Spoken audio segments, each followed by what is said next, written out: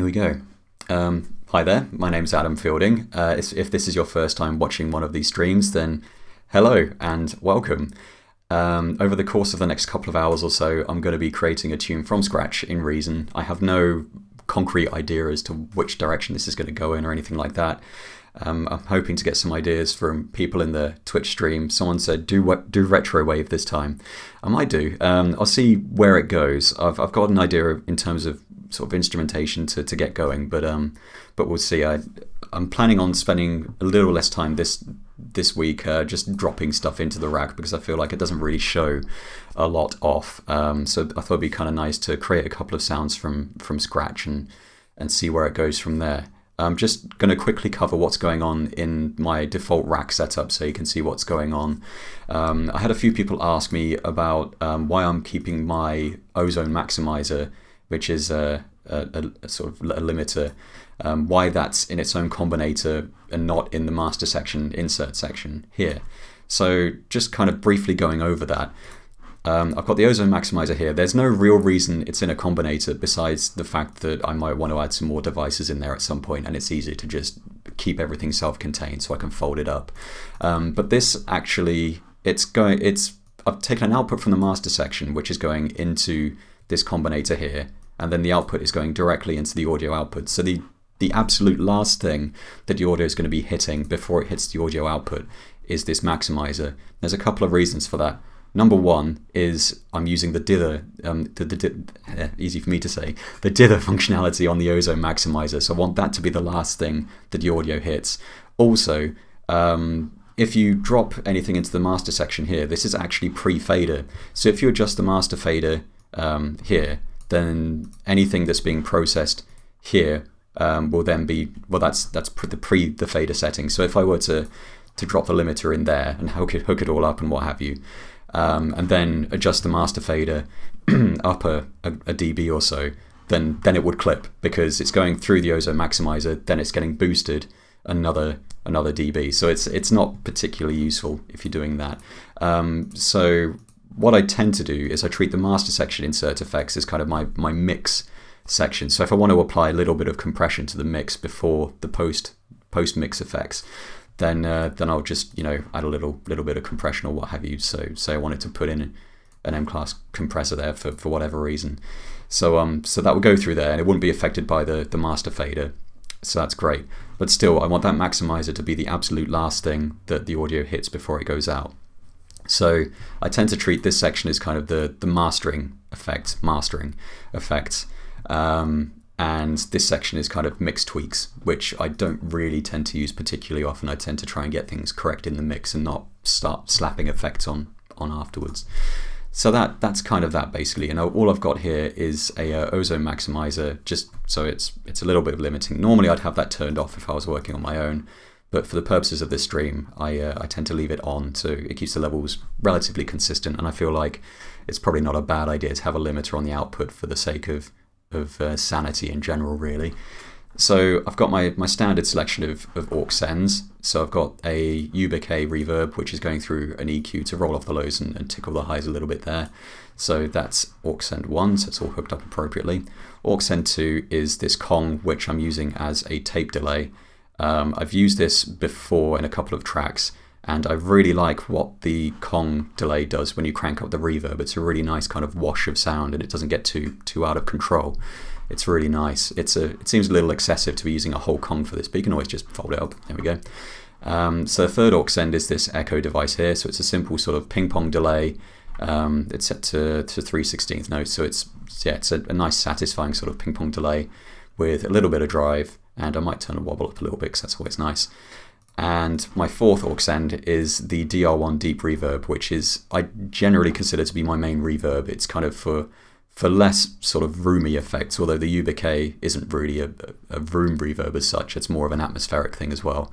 But the deep reverb it's my favorite algorithmic reverb available in Reason at the moment, and I use it on everything. You may have noticed this if you've seen previous streams. So without further ado, I guess we should probably just get into it. So I'm thinking today I might turn the tempo down a little bit. Someone said maybe some trance joke. That's good because I'm going the opposite direction. I'm going to set it to 80 BPM today. I'm thinking something something more chilled out. Last week was I think it was not last week, 2 weeks ago, was 120 BPM. So I thought taking it down could be interesting. And apart from that, I don't really know what I'm going to do. So I think for the past couple of sessions I've started with drums, so I think it might be interesting to start with something else. So I'm thinking some kind of piano, but I want to do something with it. So I'm going to create myself a radical piano instance here, and you get to see my my quick and dirty radical piano setup. This tends to be my kind of golden setup. So I've set the my mic selection is upright piano with the close mic setting, and upright piano mixed with the jazz mic as well. I might mess with the microphone blend, but I tend to leave it alone. I'm going to turn the key up mechanics down because they can be kind of obnoxious. I've turned the compression width right up just because I always like what that does. I'm going to turn the drift up a little bit, and I will probably leave that as it is. I've also turned the character down to subdued because I like what that does on radical piano. I really love radical piano. I've recently started to use it a little bit less because I've recently picked up Complete 11, which includes the una corda piano, which is just it's really, really nice. But I do still turn to radical piano, so I'm thinking I might go for something different and try messing around with this. I'm going to crank the envelope, the attack up on the amp envelope, and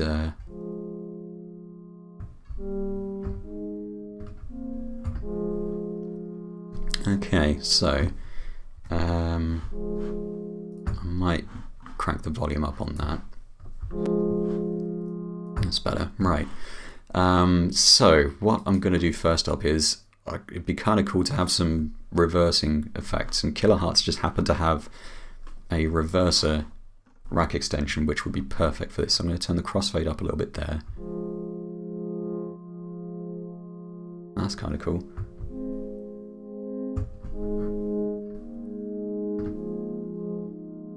Okay, I'm thinking it'd be nice to have some delay, but I want to use it as an insert, so I can process it later if I want to, maybe add some sidechain compression or what have you. I want to treat it all as one signal.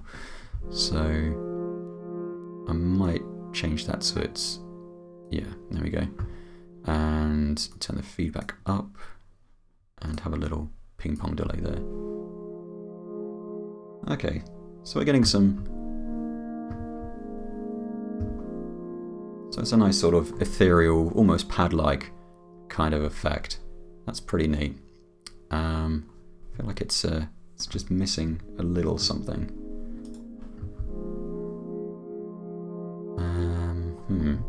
Well, first of all, I'm going to roll the lows off a little bit using the high-pass filter here. Say about 120. Yeah. Okay. I might just stick a deep reverb insert on here.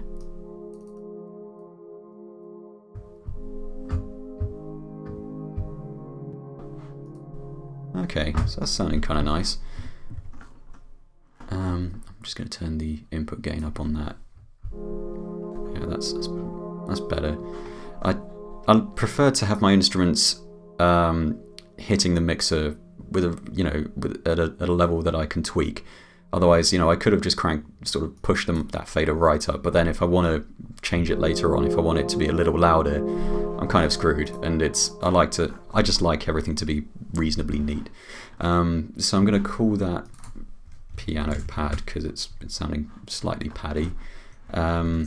So I think I might just play some stuff and see what pops out. Turn the click up a little bit.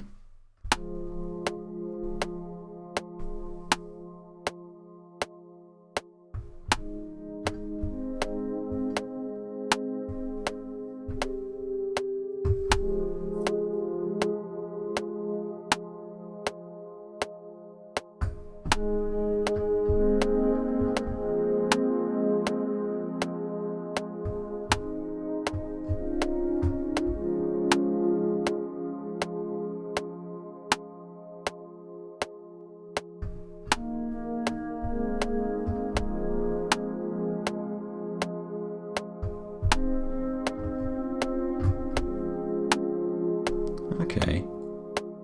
Yeah, I think I can do something with that. Right.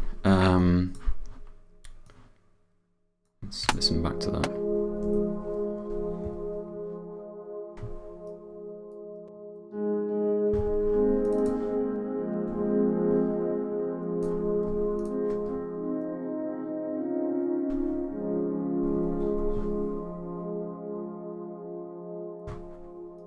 Just taming some of those harsher notes.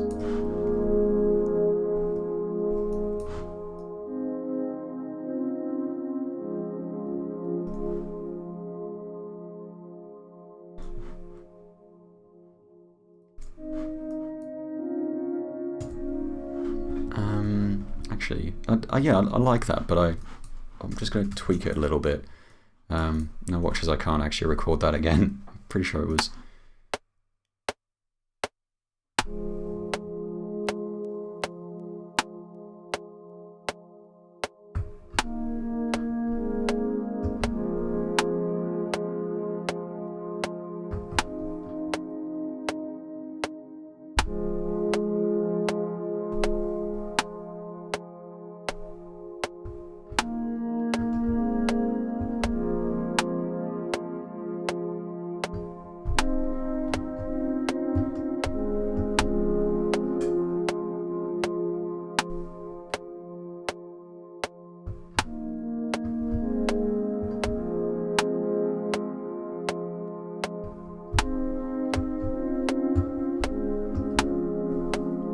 Yeah, I think that's a good place to start. Right. Okay, so I'm just going to quantize that a little bit. So I say about 75%. I don't want it to be. I don't want it to be perfectly on the grid. If I drag that back to the start, tame some of these velocity settings. So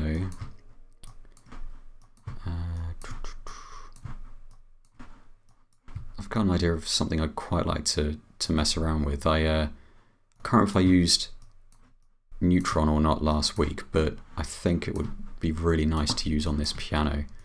So I might bust out one of my old faithful effects combis. Also, interestingly, I've just noticed that I don't want that. Oops. Alright. Yeah, these sections are in 5 bars. That's quite interesting.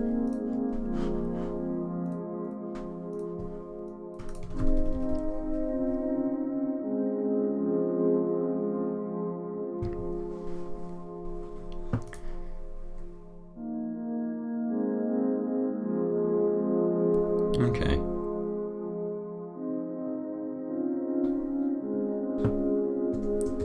Right, okay, that's interesting. Right, so I'm going to try adding, I'm going to get rid of that reverb actually. I feel like it's a little excessive. So I'm going to go to my little patch library here and go to into my effects folder. I've got this handy effects combinator here, neutron fifths.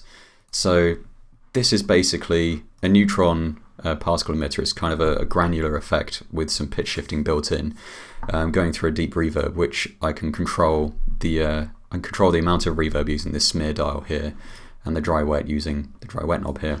So I might turn the reverb up a little bit, and let's see how that sounds. I might set that to about 12 o'clock. Oh, that's nice. Adding some.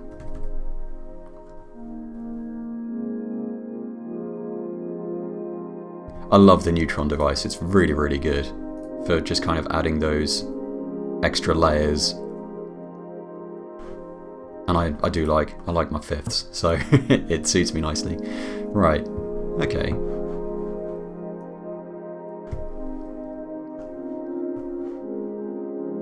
Okay, that's kind of cool. I might add some kind of percussion in a second, actually.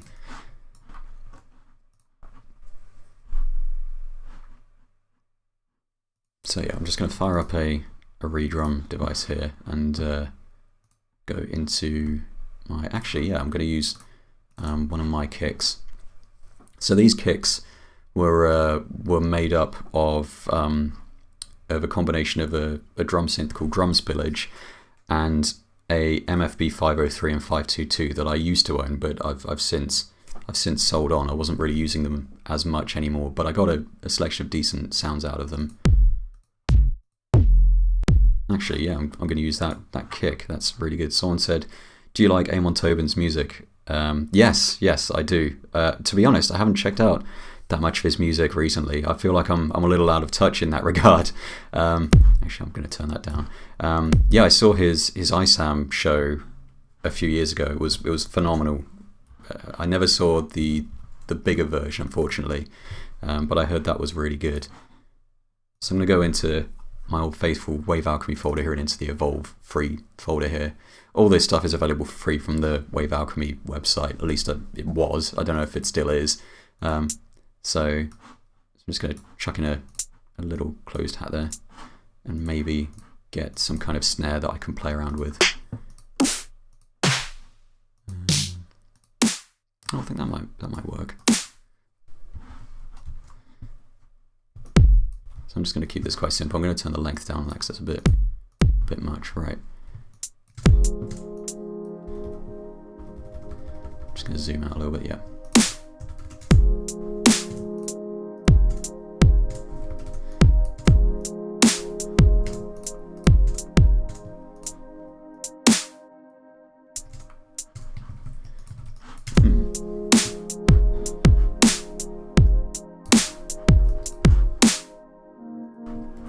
Yeah, I like where that's going.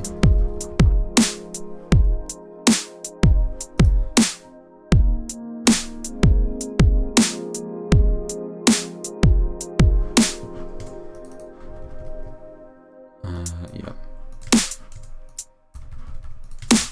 Just want to keep it simple for now. I'm going to add some extra percussive stuff on there in a second. I don't want to rely on Reactor or Microtonic for the extra glitchy percussion, which I no doubt will be adding at some point, because of course I will.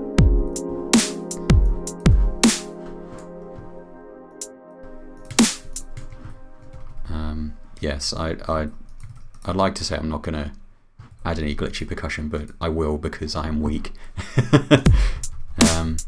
And that's always fun to mess around with.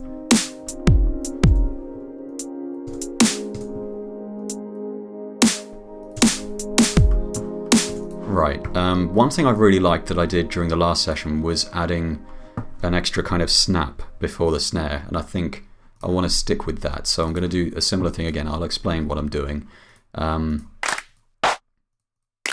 I'm just going to add that little snap, turn the length down. So I'm going to create a new note lane for these drums. I'm going to join all these clips and copy that to this note lane. Get rid of all of the drums except for the snare and transpose that up one note. So now there should be a clap hitting every time the snare plays. You can't really tell because they're both layered on top of each other and the snare is overpowering it. So what I'm going to do is I'm going to set this particular note lane to use Groove Mixer channel 1.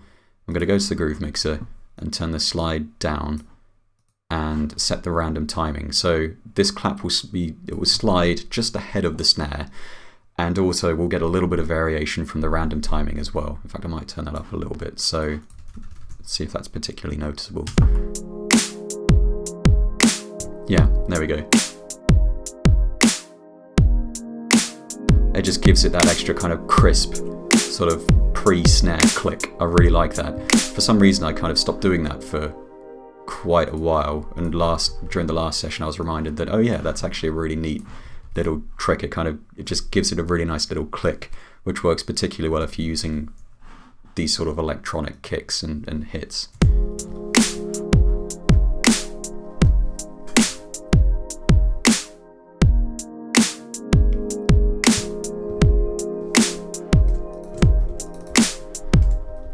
Right, okay, so that's that. I'm just going to add, I'm just thinking, yeah, what I'm going to do is I'm going to start playing around with some sort of glitchy percussion here.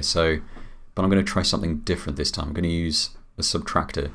Now, you're probably thinking that's a really odd choice for glitchy percussion, but I've got an idea and I'm hoping it'll pan out. So I've turned the amp envelope right down so it's just little clicks. I'm going to turn the mix right up so we don't get any of that oscillator. I'm just going to turn the noise oscillator on here. So we just got a little bit of noise. I'm going to turn the level right up.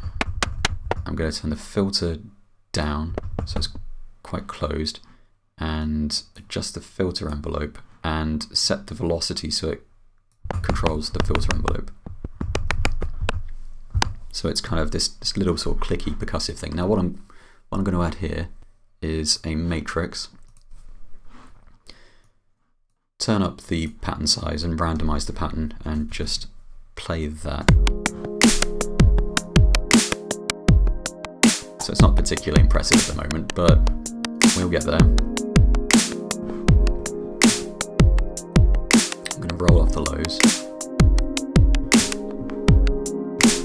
Now I'm going to use an effect from my little library here called Delay Glitcher, which I've used quite a bit before now. And I'm just going to open that up and show what it does. Basically, audio goes into this effect and it's sent through these 5 delay units, and the amplitude of each of these channels is controlled by these matrix devices, so they're all independent of each other. So it's because the delay times are so short, you end up with this almost kind of comb filtered sound, but it's all completely easily controllable. So I'm just going to turn the step lengths down on these, and this is what it sounds like.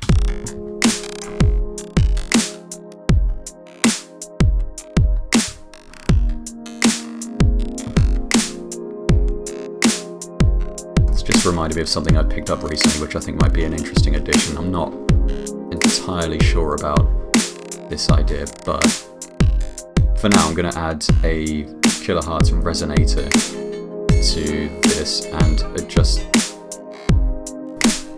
the dry wet mix and use the curve on this matrix to control the pitch of this resonator.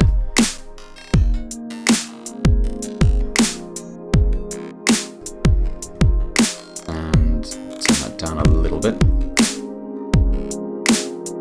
And adjust the timbre so it's square. So we've kind of got this weird sort of synthetic quality to this odd glitchy percussion. So that's cool. I'm going to leave that alone for now because I might come back to it later. The one thing I'd forgotten that I had, that I picked up quite recently, was a contact shaker instrument. So I'm going to add some shakers because I want them. So I'm going to open up this fruit shake thing in Contact, and this is the first time I've used this, by the way, so I have no idea what I'm doing. So I'm just going to... That's cool, I assumed... Oh, there we go. So you can...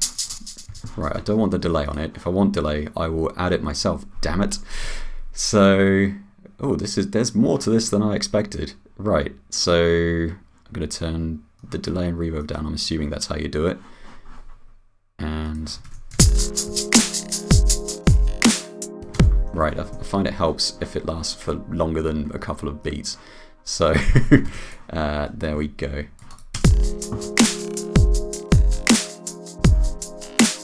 Yeah, I'm not sure about that.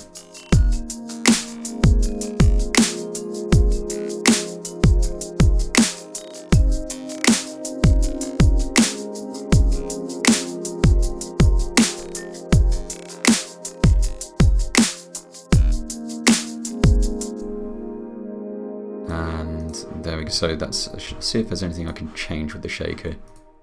What does this do? What's the difference between... I'm just going to change these fruits and see what happens. It sounds slightly different. Brilliant.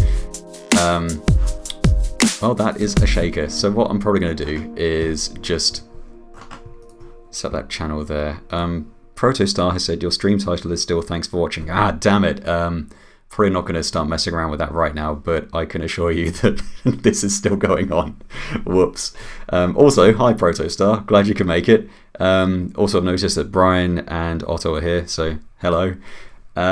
Always good to see some familiar faces. So what I'm going to do with this shaker thing is I'm just going to reduce the length of that clip and just bounce it in place, just so I don't have a contact device sitting around doing nothing, basically, because all it's doing is triggering a loop. So yeah, I don't really need a whole instance of contact to be triggering a loop. I'll just stick to audio. So, and that's way too loud. There we go. Right.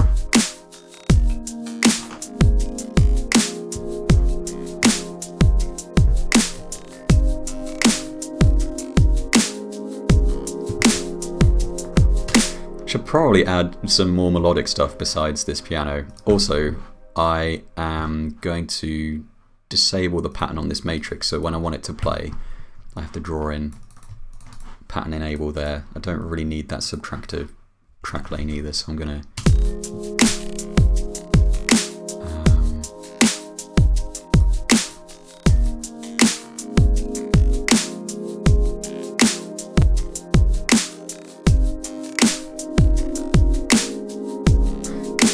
okay, yeah, that works for now. I think I should probably add some bass. So, so this time around, I'm going to add an instance of the legend, which I keep banging on about, but I never actually use during my streams. So I really like the legend, and I hope I can get a decent bassy sound out of it for you. So I'm going to start with a square waveform and just turn the cutoff down on the filter and just. Yep, that is certainly a square wave. I might add a second layer as well, an octave up, just to.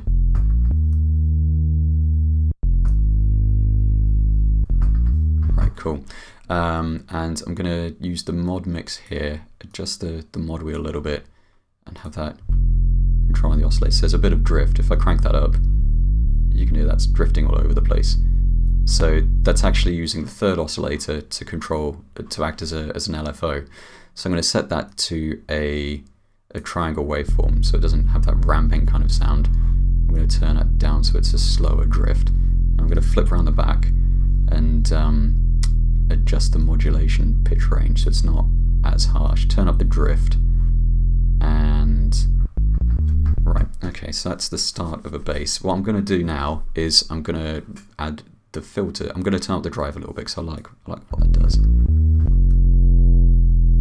Cool. And I'm going to add a filter envelope. I'm also going to adjust the amp envelope as well. Cool. And I'm going to set it so that the velocity controls the filter as well. Cool. And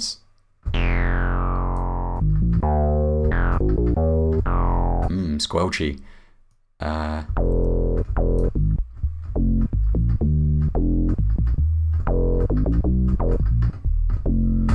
Cool.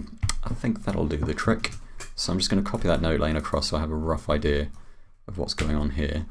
And I'm just going to use the low notes as my bass notes because I'm nice and original like that. And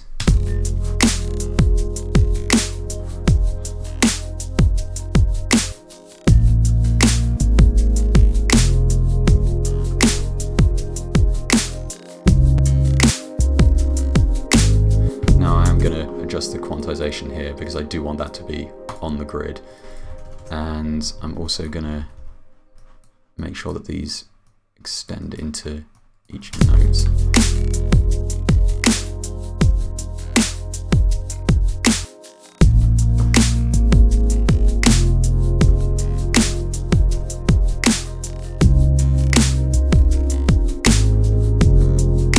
So we've got those kind of those little pauses which I quite like in the bass.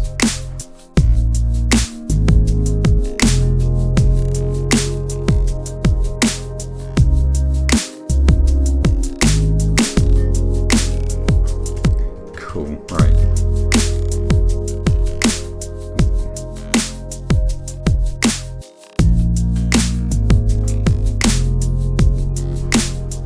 Yeah, I absolutely love the Legend. It's this is quite a simple sound, but it just sounds so full. I really like it, and you know, I dialed that in about a minute. So yeah, I love it.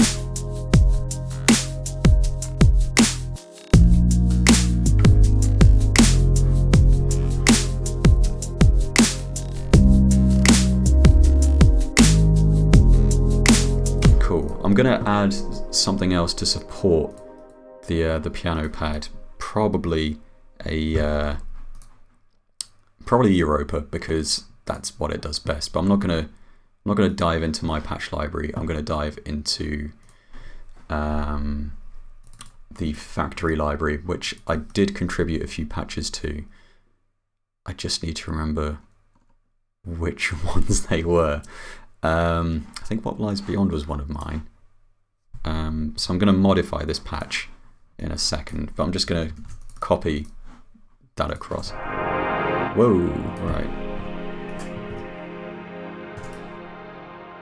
I like how full that is, but I feel like having an extra higher component would really round that out nicely.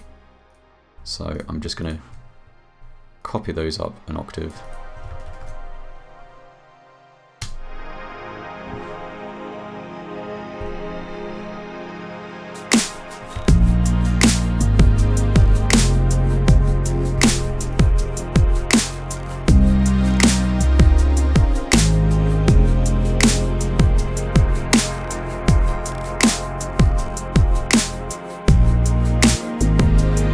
Right, I'm going to adjust this a little bit. For a start, I'm going to roll off the lows because it's a little excessive, and I'm going to turn the decay down on the reverb because that's a bit much. So what do these layers do? So the first layer, it's a kind of fizzy, toppy layer, so I'm going to... what would happen if I changed it to the transformer?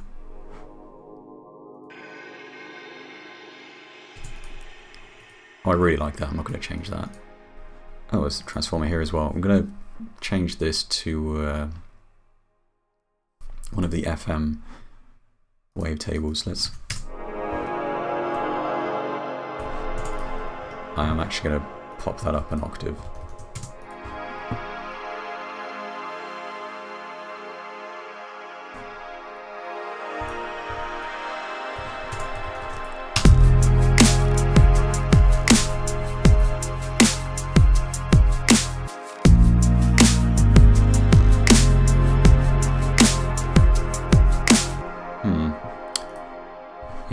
Sold on that.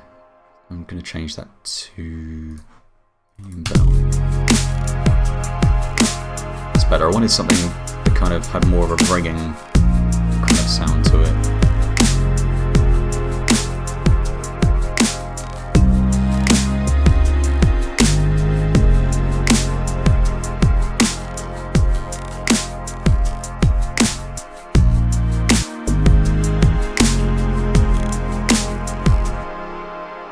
I seem to have forgotten to add an octave to those, so there we go.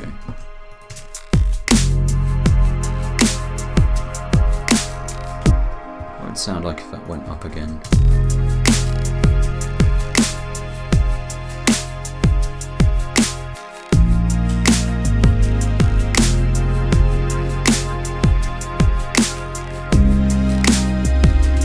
Let's add a reverb insert to this just to kind of smear it a bit. I'll turn the reverb off on the Europa device and just use this instead.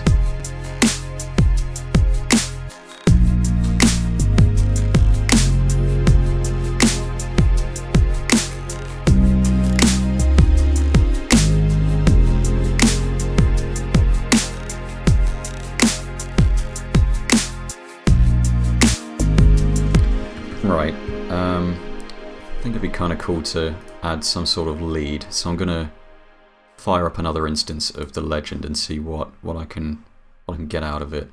So I'm going to use the sawtooth triangle wave to start with, and let's have a bit of drift again. So I'm just going to turn the drift up on this legend device. And do the same thing with the filter again. So the velocity controls the filter frequency. I'm going to adjust the pitch range again and have that mix more towards the noise. So if I... Okay, that's not particularly interesting at the moment. Got to have a little resonance on the legend. It's it's the law, really.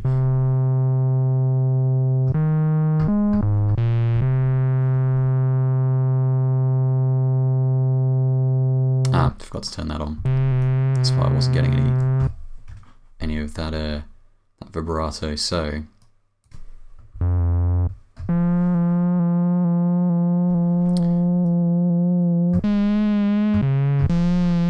I'm going to turn the drive up. Let's have a little bit of noise as well. And let's have the second oscillator on a bit as well. Let's...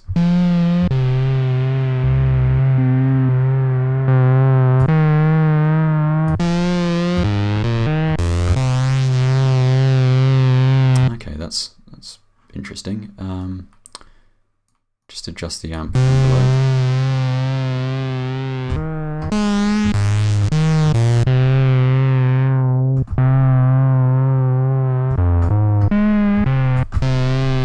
Okay, I'm just gonna add some delay to that. Oops, wrong channel.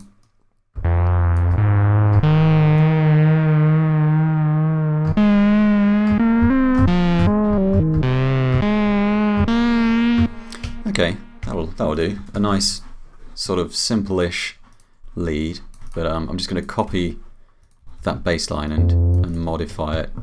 So let's pop that up an octave.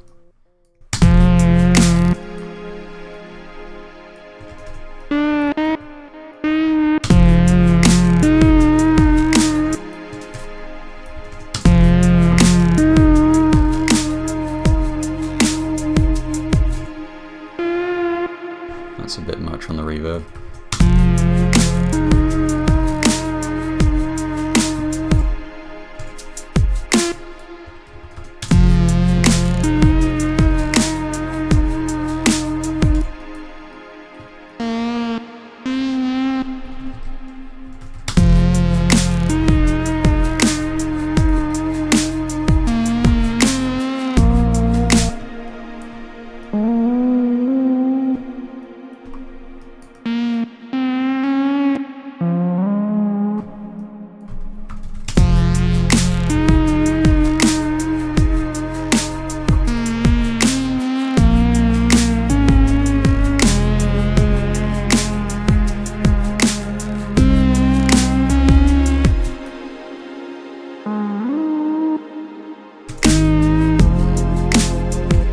Cool.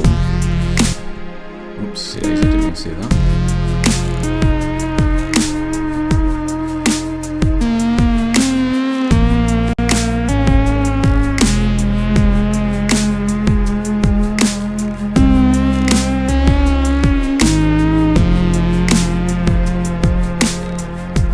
Yeah, I like where that's going.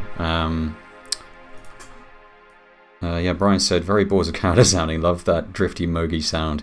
Yeah, and Todd Tyler's also said, to my ears, the Legend sounds closest to a hardware Model D, even better than Monarch. Yeah, I absolutely love it. It's there is a VST version as well, if you're not in Reason or rack extension land, but it's surprisingly light on CPU usage as well. Like I've got a couple of instances here, and it's not touching the processor, so yeah, it's got that overreactor, I guess.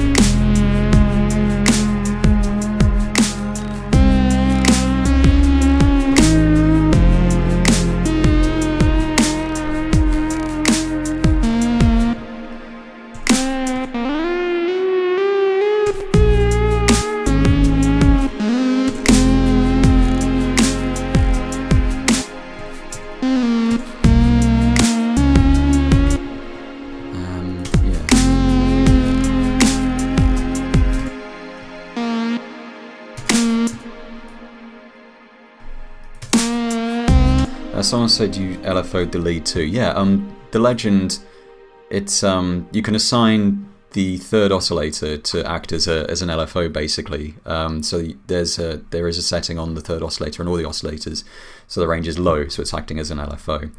And when you you can assign the control here to blend between the third oscillator and the noise oscillator to control the filter and pitch. So that's what I've done here. But the mod wheel is what controls the amount of how much is modulated. So if so totally over the top, but you can get sort of that slow sort of drifting sound there, and you can control the rate just by controlling the pitch of that LFO.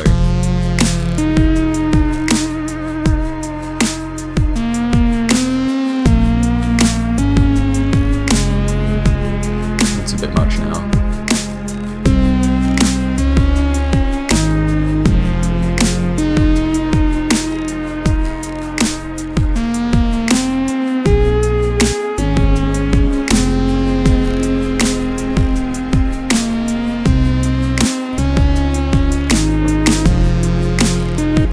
Kind of neat. I like where that's going. So let's have a little more delay and a little less reverb, I think.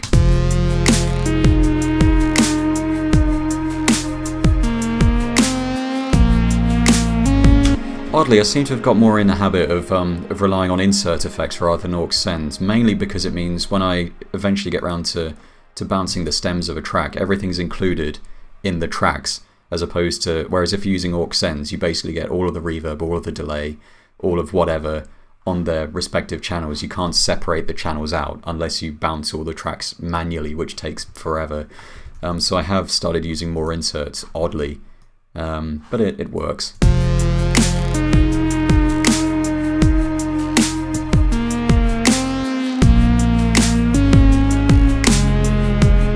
Thinking I might add some kind of sort of pumping effect, just using the synchronous again. Just because I think that would add a nice sort of bit of drive to it. And again, that's an advantage of using an insert effect, is that the reverb will be hitting the synchronous, so the reverb will be getting pumped as well. So I'm just going to adjust the dry wet there, and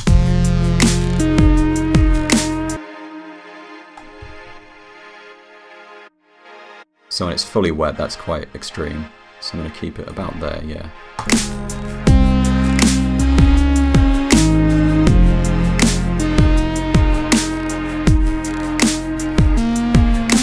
Someone said, how could it be that when I made a song, it sounds so bad, EQ and so on, and when you do it, it sounds great from the start?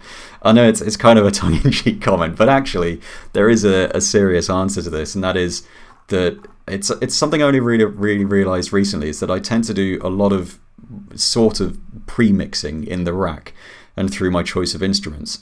So I've done nothing to the drums, but that's because they sound pretty decent out of the box. The Evolve stuff always sounds really solid. That's why I keep turning to it for these live streams.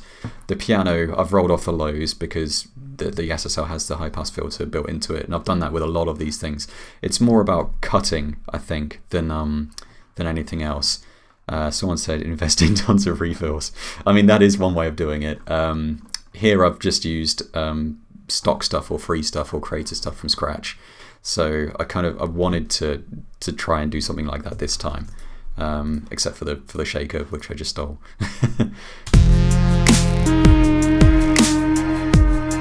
Might add that sort of pumping sound. I'm going to add these track labels because it's getting a little silly. Shaker, that's bass, that's pad, that's lead. Right, that would do.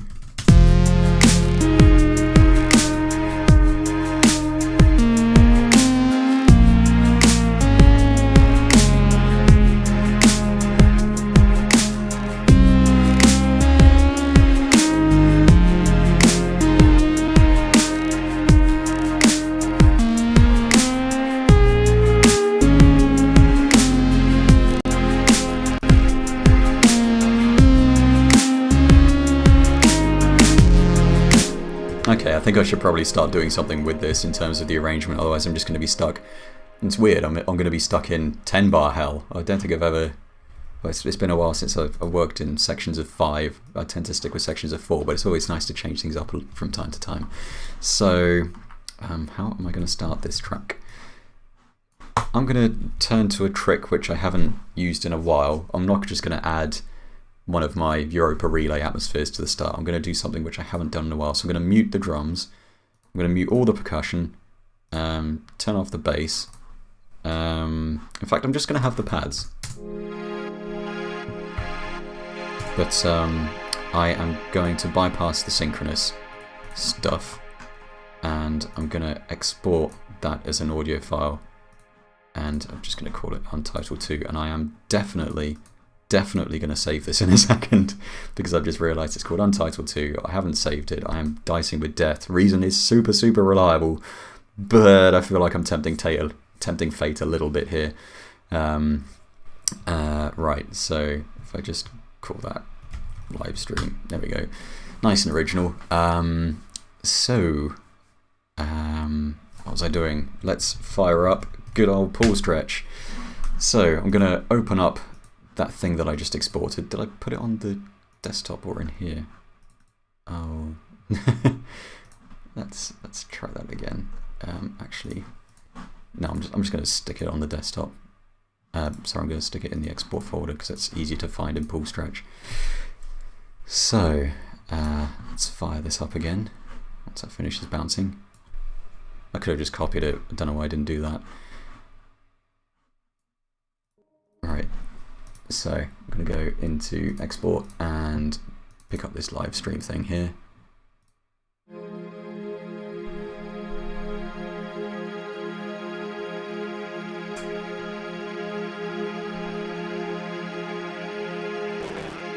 Ooh, right. So I'm just going to leave that as it is and just render it and stick it in this export folder and call it stretched. Nice and original. So this is actually something I haven't done in a while. Pull stretch is fantastic, by the way. If I had something that didn't really cut through the mix as much, I probably would have included that as well. So I've just got the pads. So it'll just be this kind of stretched out atmospheric effect. So if I just drop that in there, probably won't use all of that because it's a little excessive. Yeah, just a bit. So that's 4 minutes of stretched audio. So I imagine I'll start the track off with that. I'm doing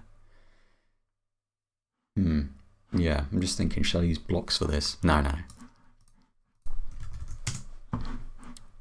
Done alright without using blocks so far.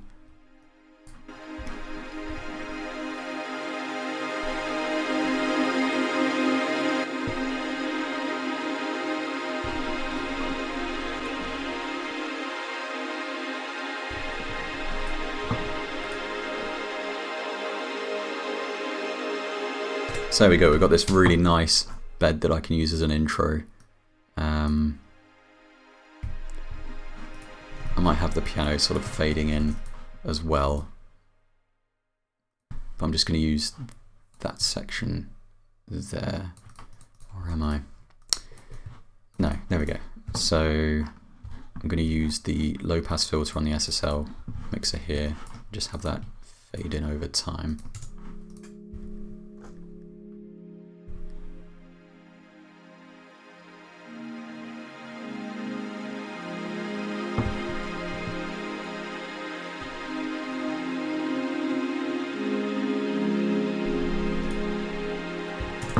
In fact, what I'm going to do in a second, people are talking about the Synapse rack extension bundle. Yes, it's fantastic. Can't recommend it enough. I ended up buying the effects bundle years and years ago, and I don't regret it one bit. I think the price at the moment is ridiculous. Like, I don't want to sound like a shill for Synapse or anything, but their rack extensions are something else. You can get all of them for, I think it's around the €100 mark or something like that. It's absurd. It's a no-brainer for me, really. So what I'm going to do here is I'm going to add my old faithful neutron fifth thing again, because I think that'll sound really nice on the on that intro pad. If I just have that fading in.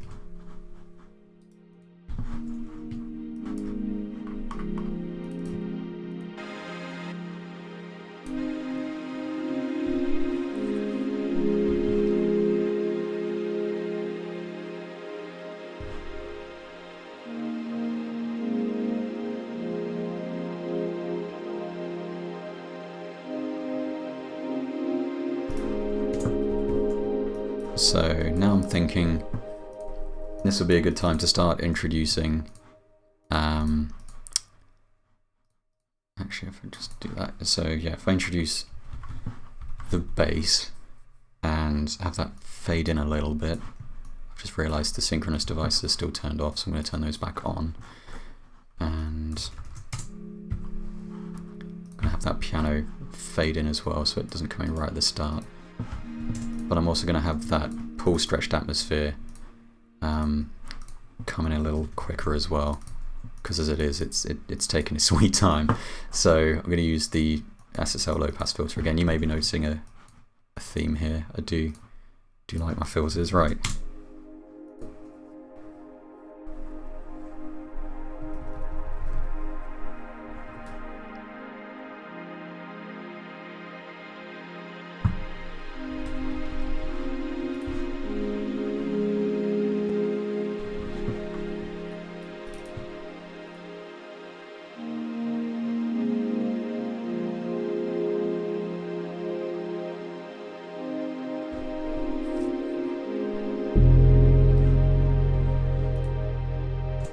So I want that piano to keep going.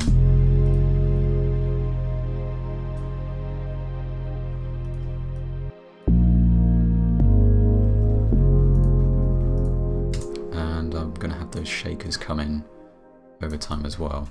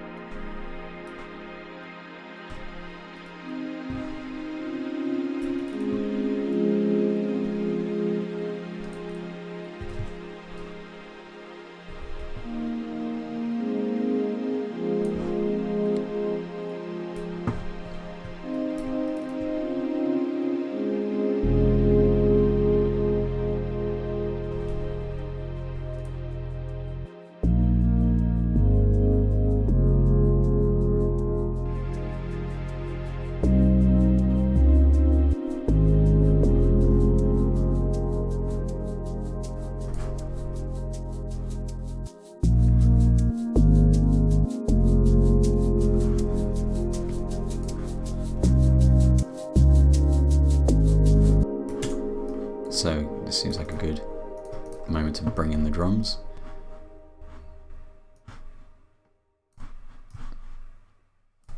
Maybe not the closed hat though, not just yet.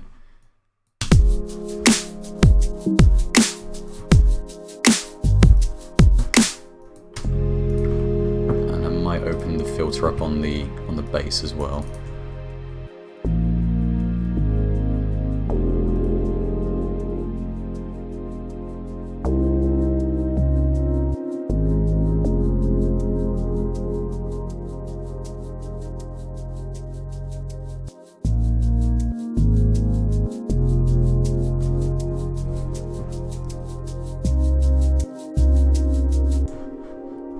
So I'll just drop those shakers for that last beat there and add a snare and the old clap there as well.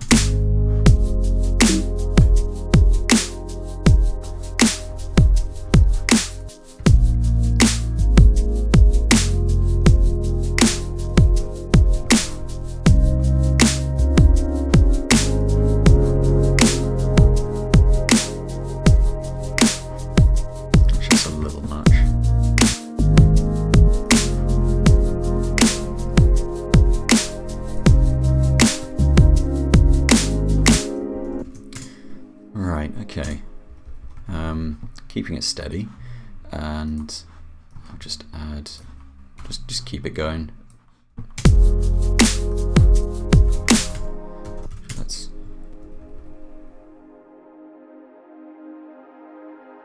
Let's tidy this up a little bit. I don't need that note lane that's doing nothing. And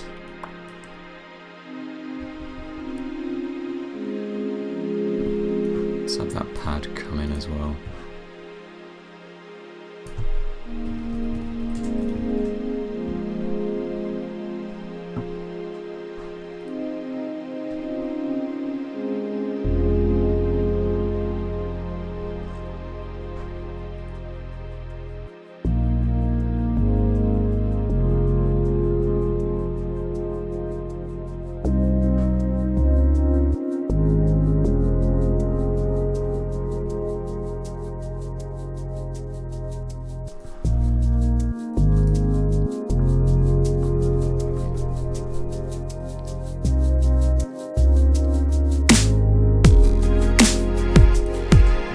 that pad needs to come in a little more smoothly than that. So once again, I'm going to use the old SSL low pass filter, and let's have that open up over time. We don't need that synchronous on just yet either.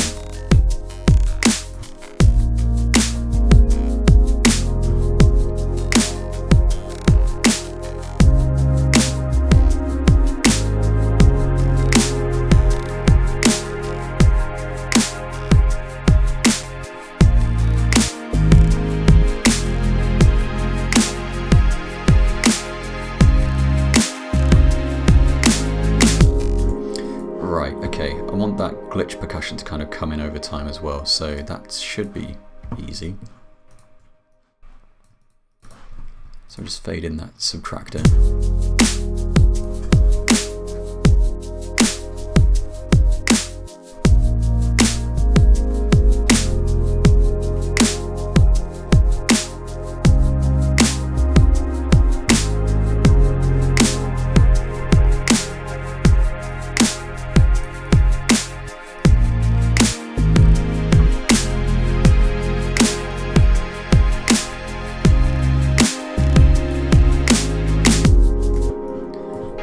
So I'm going to add the hats back in here.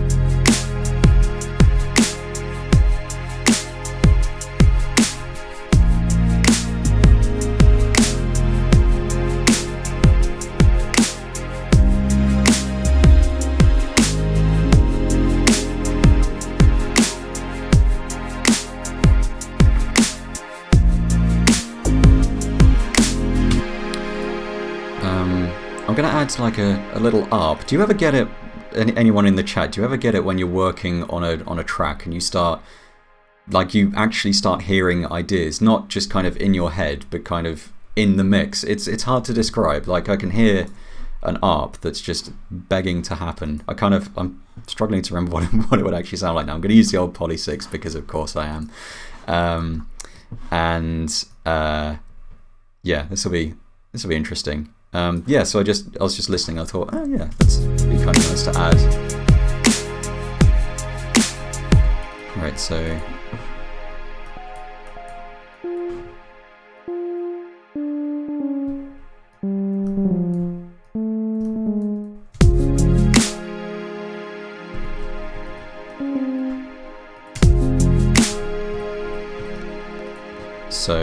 I'm going to set up this for here so it controls the frequency, the filter frequency. Turn it up a bit.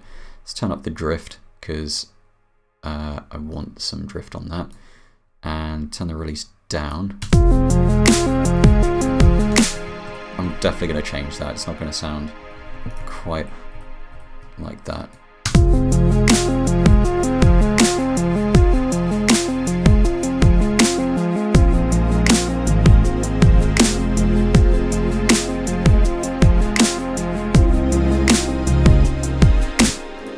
It's not quite what I had in mind.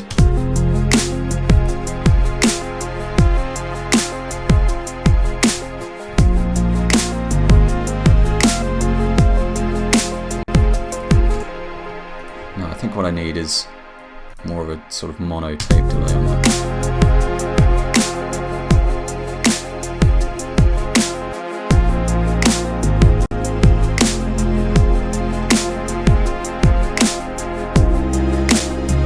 I think if I add some variation, that could work.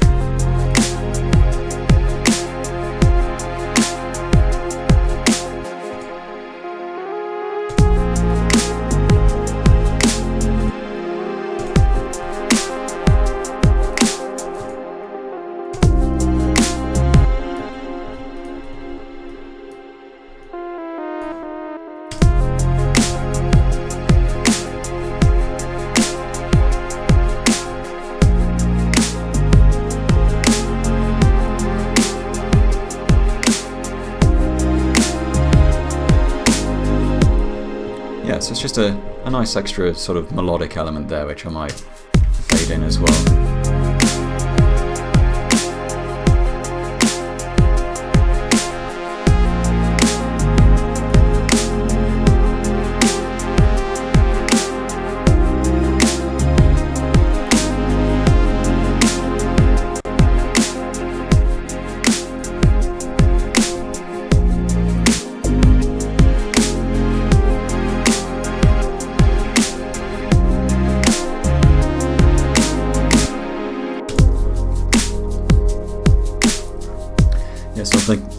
with that arp coming in, I might have a delay wash, have a couple of elements drop out, and have that lead play. I've got an idea with regards to that lead as well.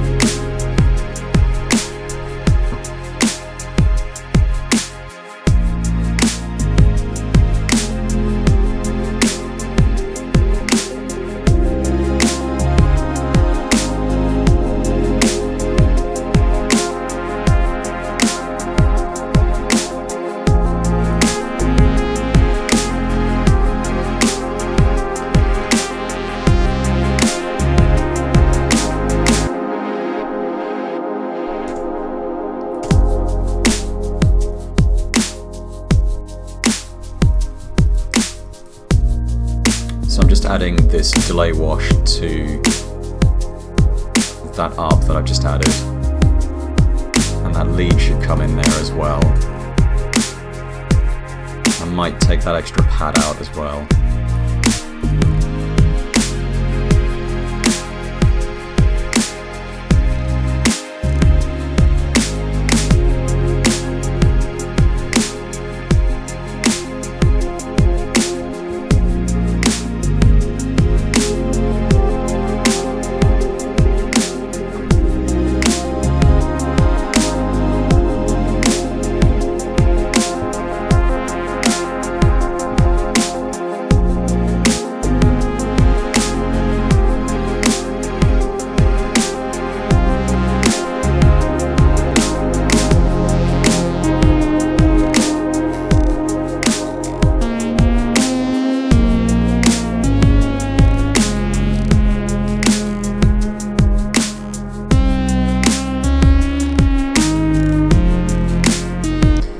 I definitely need to work on that transition.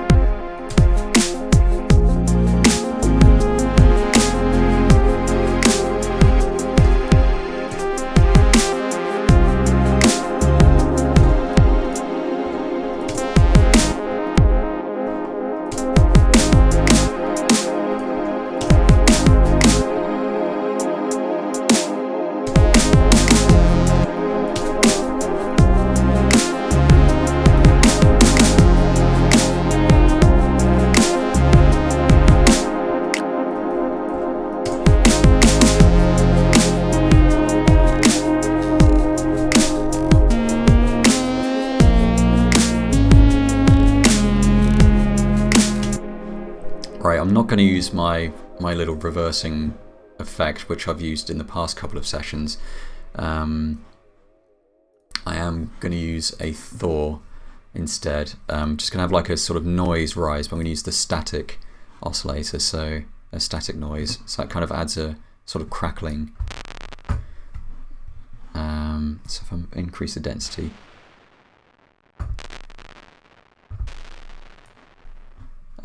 Yep, so I want to just turn the filter off.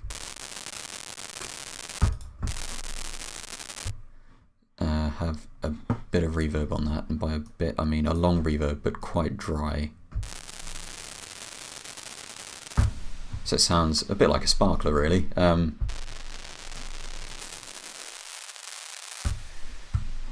So I'm going to have that come in 4 bars before, just 4 bars before. Ugh, hate myself. Oops, didn't mean to do that. And just have the master level ramp that up. And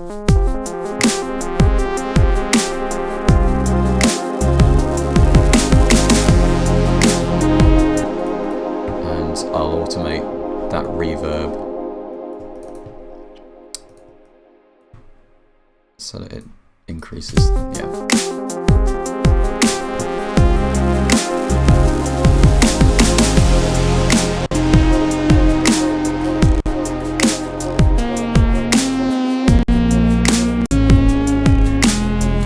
Right, I think what I need here is just to keep it on the one note for a little while. So I'm gonna, yeah.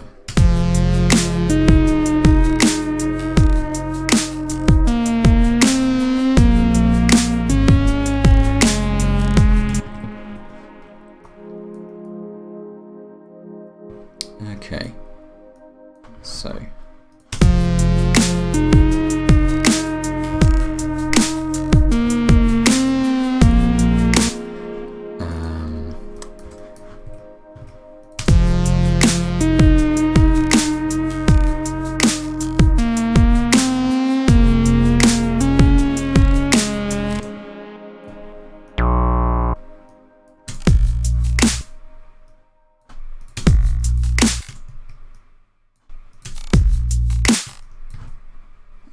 Easy.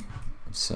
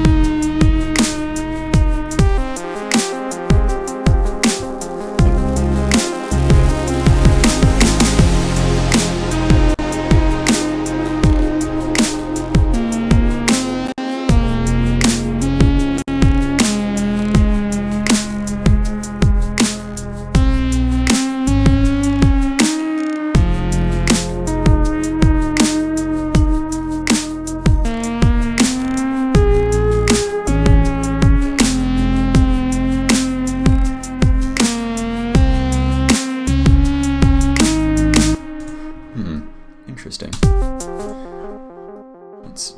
I'm just going to listen to that lead in again.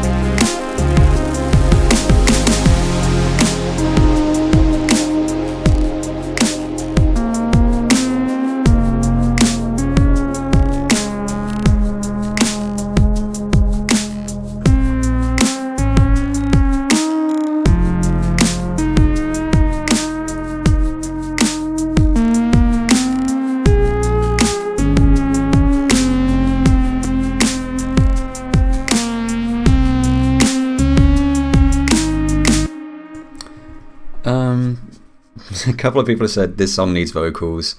Just thinking if it would be better to have vocals with too much reverb, something dreaming. Huh, interesting. Coolwhip has said, hey man, I just started working with Reason. You have any favourite plugins from the Propellerhead store to subscribe to?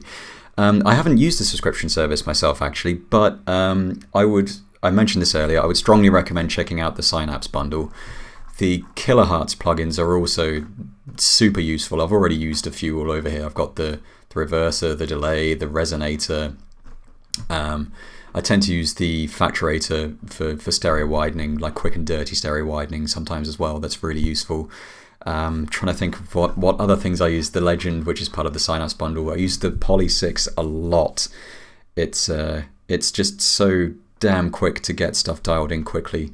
The Monopoly is another really good synth. I just don't use it as much because I find the Poly 6 more immediate to work with, but they're both they're both just great synths. I'm actually going to have a look in my instruments now just so I can tell you what I've been using recently.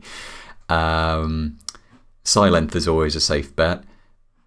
Europa is still my go-to in terms of synth. I'm trying to steer myself a little away from it because I have been relying on it way too much over the past couple of years. Well, past year or so. It's only been out for a year. And of course you've got Radical Piano, which is part of Reason 10. Someone said Parsec. Yep, Parsec's great. Someone said Get Reactor for 99, and you have a bunch of synths and effects. Yep, I can't argue with that. It's great, but it's CPU hungry. There's a reason I'm not using it today. Serum, you can't go wrong with Serum, but it's a little on the pricier side, and it's not a rack extension. So yeah, the Synapse stuff you can't go wrong with. I would urge anyone who doesn't have the Synapse rack extensions to definitely check that out. It's just, yeah, it's great.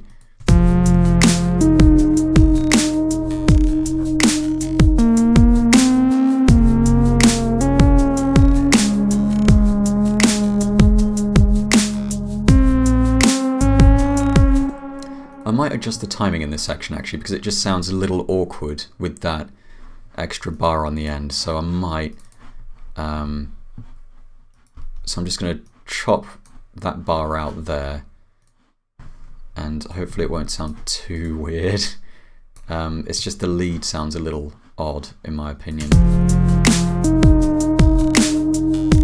Of course it's going to break all my automation.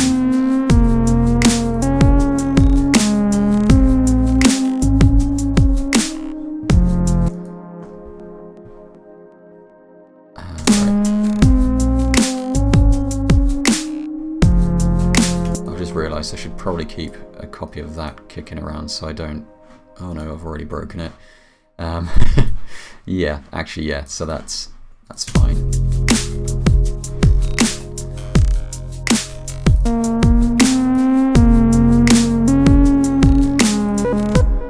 I'm not going to have that little rising bit there actually.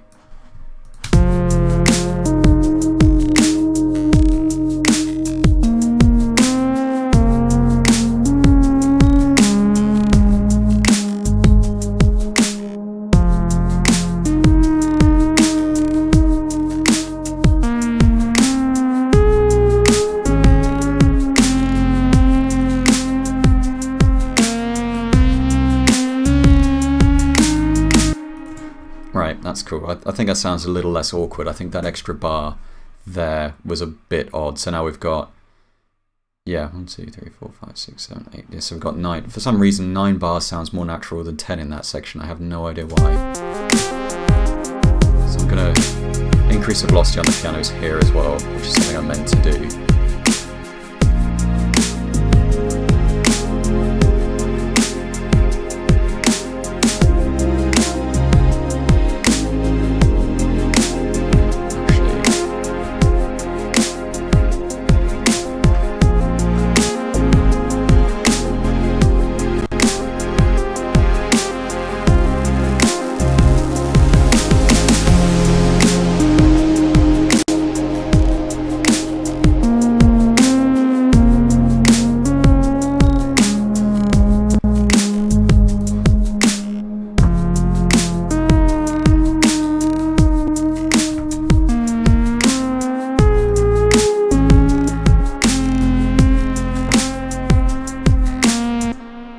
Increase the noise on that when it comes in.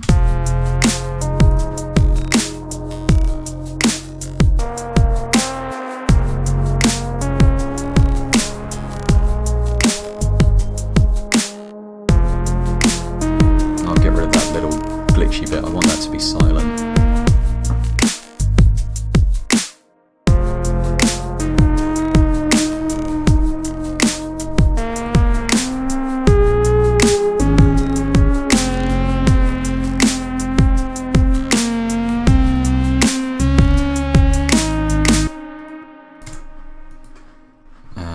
Right, okay, so now I'm going to go back to the normal 10 bars, and yeah, I'm going to increase the velocity on some of these as well because it just kind of drops out there, so yeah.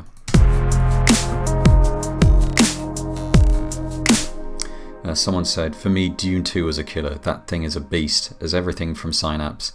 Yeah, I need to check out Dune 2 actually. I mean, if my gushing over everything else by Synapse is anything to go by, I'll probably get quite a bit of use out of that, so I should definitely check it out.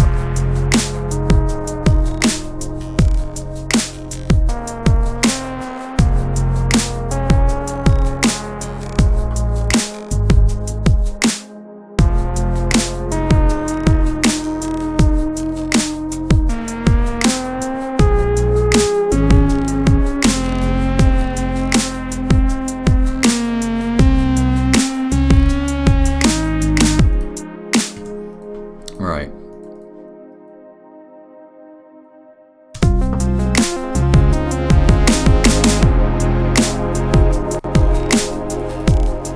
No, I've got to keep those shakers going. Why did I?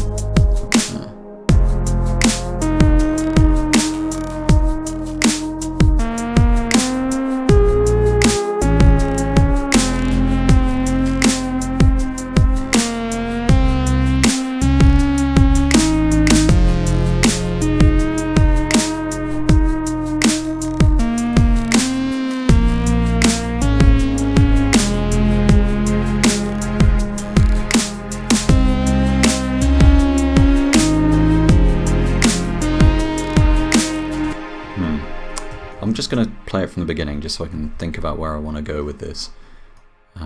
Yeah.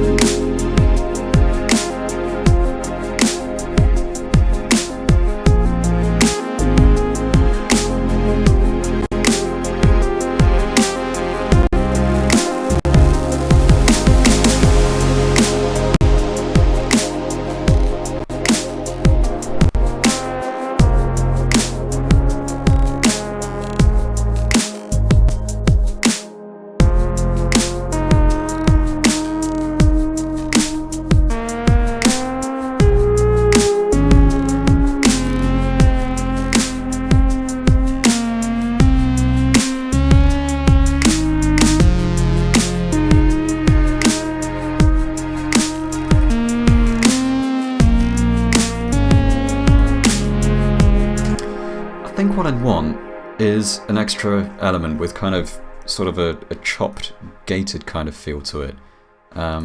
So I realise it's kind of boring to just watch me mess. No, I'm not going to dive into the patch folder. I'm going to create something. What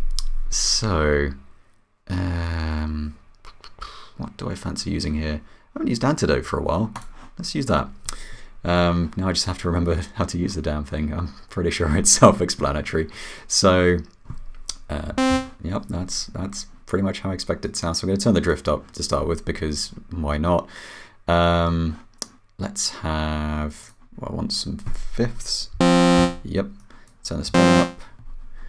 And let's have 4 oscillators. That's nice. I'm just going to turn that down a little bit. And have the, I'm going to use so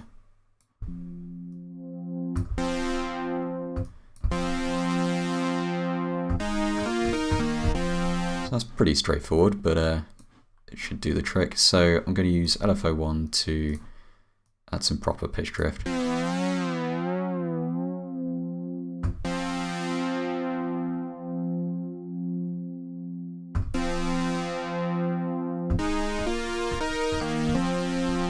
Okay, so that's pretty straightforward. I'm not going to go too crazy with it. I think I used an antidote in the last track I did, but I think it was a patch that I made quite a while ago, so this is quite a bit simpler than that. So I'm just going to take that pad and drop it there. With the extra fifths, that's probably going to sound kind of weird, and it's way too high. So I'm just going to drop that 1 octave.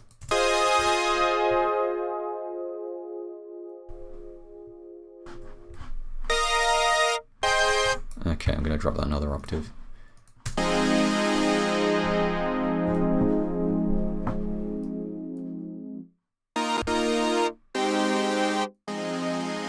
And because I'm going to be using some kind of gate, I want the reverb and delay on the actual synth itself, so that all gets gated as well. I might add some delay afterwards just to kind of give it a little bit of space, but we'll see.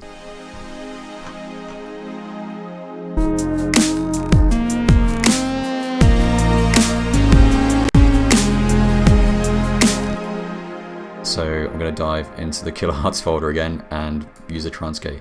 Also, I've just remembered, it's kind of appropriate that I'm using lots of kilohertz effects today because I'm wearing my kilohertz t-shirt. Way! So there we go. So I'm just going to use a built-in pattern. No, that's not what I meant to do. Okay. I won't be using a built-in pattern. Oh yeah, I want 16 steps and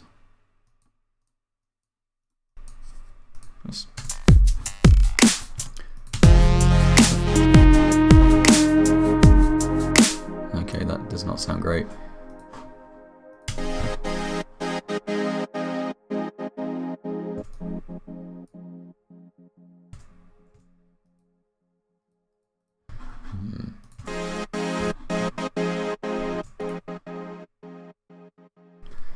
You know what, I'm just going to have a pattern to start with, and I'm going to start messing around with that.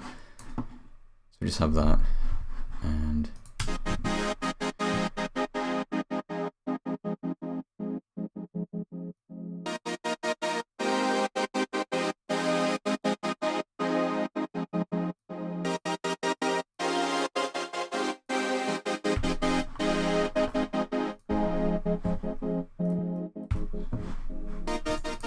how's that sound?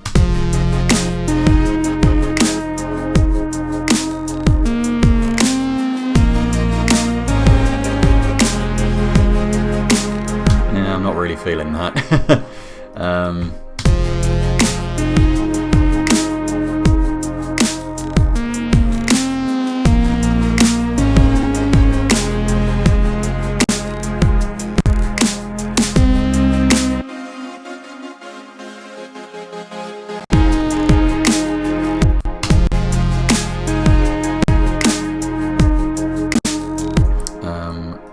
Increase my buffer because it's kind of popping a little bit here.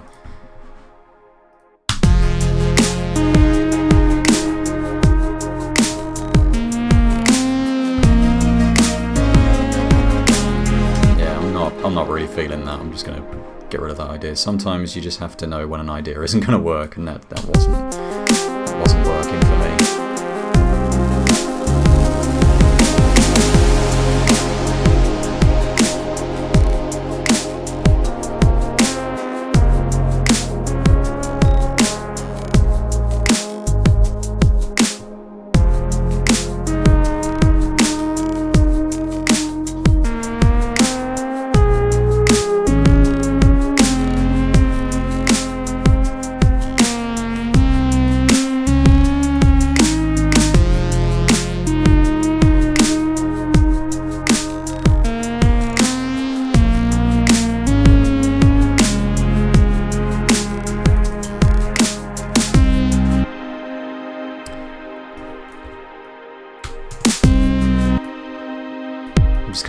this up a little bit.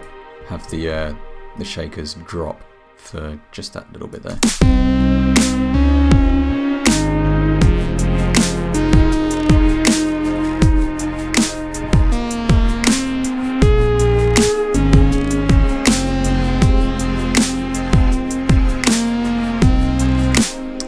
Someone said, is that washy riser the noise oscillator you had on Thor? Yes, it is. This thing. That's just the static oscillator. If an interesting thing I like to do is start it so that the density is quite low, then automate the density to increase. So you start off with this really crackling kind of effect. It sounds almost like sparklers, and then it becomes more steady noise. It's really, really neat, but this time I just cheated and used reverb because, of course, I did.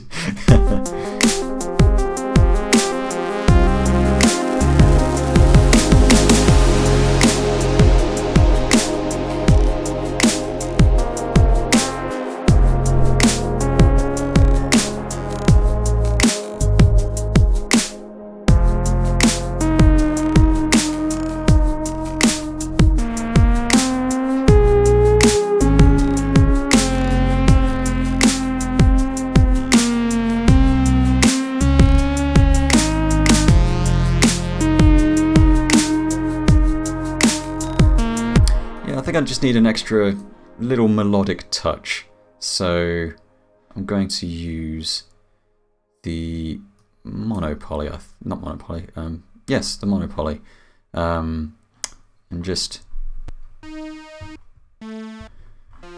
have some little blips kind of come in. So I'm going to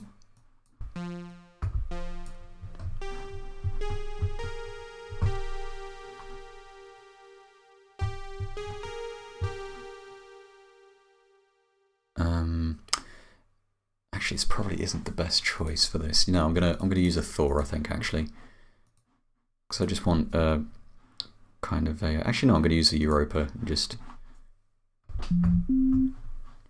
yeah, I think I just want a very simple kind of plucky sort of sine. So I'm gonna use envelope 1 here to. I'm not gonna loop that. That's gonna control the pitch. So we should get this kind of.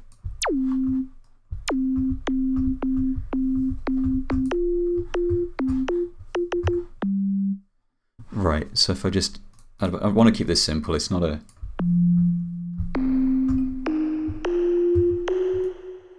It doesn't need to be a complex sound. I do want a little bit of drift.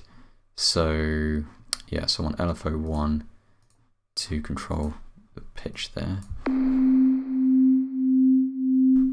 So if I have that off, yeah, that makes a nice bit of difference. So it's just a simple little pluck. And I want that to go through that filter there because I want to use the drive.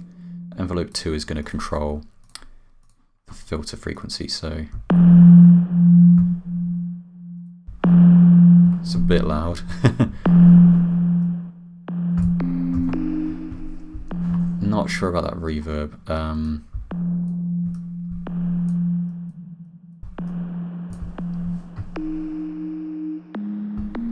Not sure about that reverb, so let's have more. Sometimes my logic does astound me. Yeah, I think I prefer the synapse reverb, so.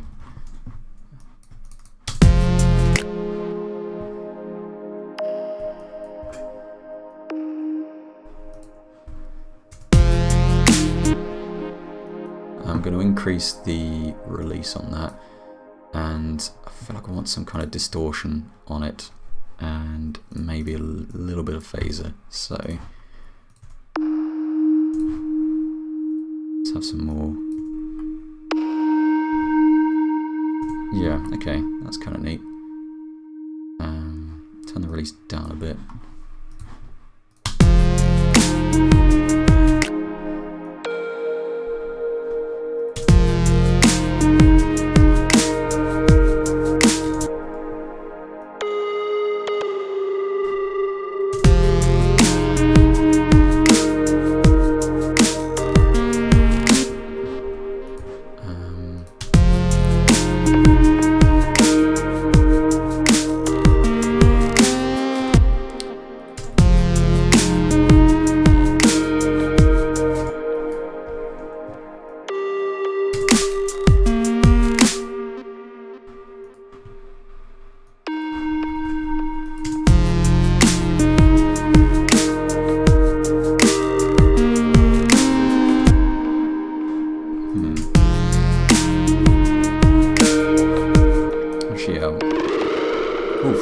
distortion is a bit much. I think it works for individual plugs, but I think if I were to try playing chords, it would sound awful.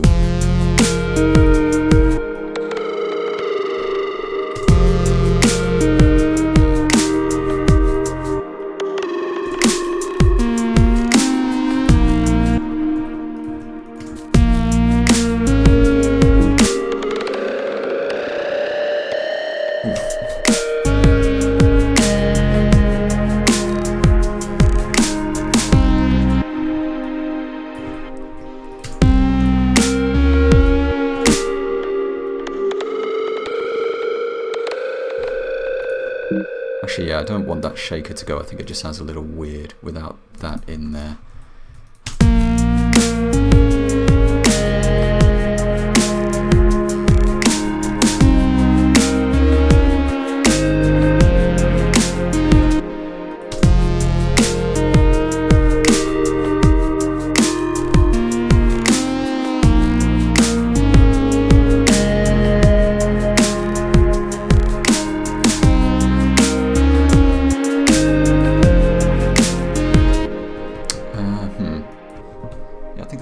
Is helping.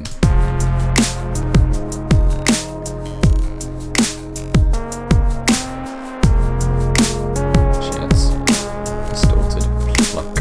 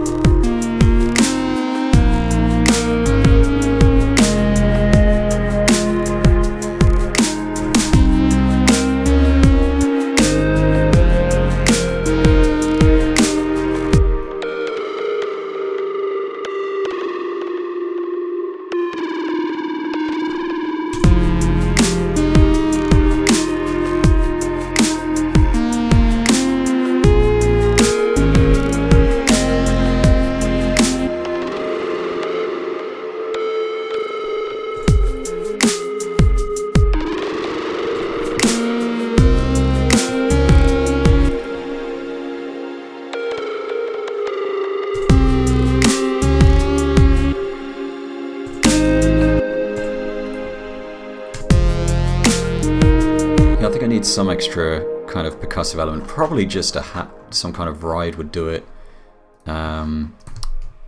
So yeah, just something.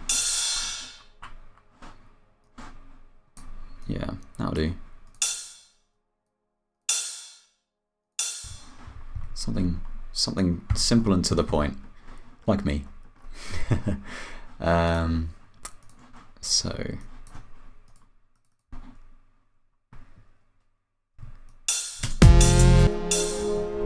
Zoomed in a little too far there.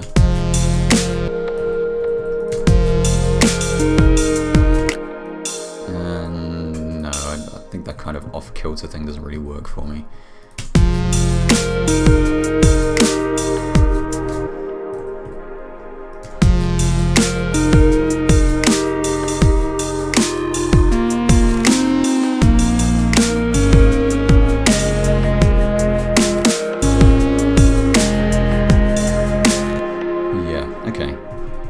Just a simple little ride.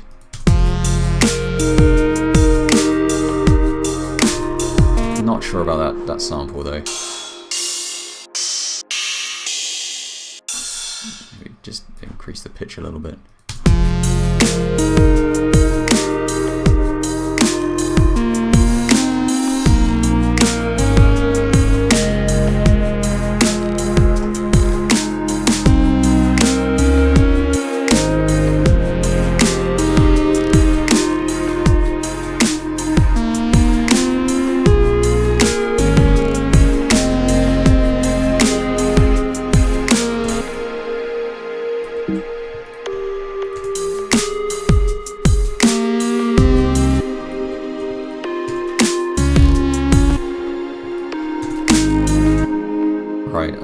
Yeah, I think the next section will probably be the last one before I start wrapping the tune up. So I'm thinking I might borrow that little riser again, but I might tweak it. I might even use that little static trick that I mentioned, keep it shorter. So I'm just going to double, actually I'll just get rid of that. Righty, so if I just create a, actually what I'm going to do is I'm going to start it so it's just, oops, where is that Thor? Am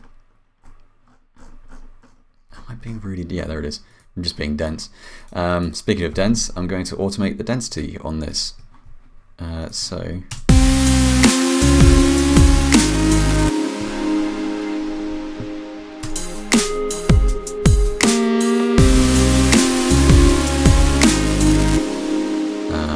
don't want it to be coming quite so suddenly, so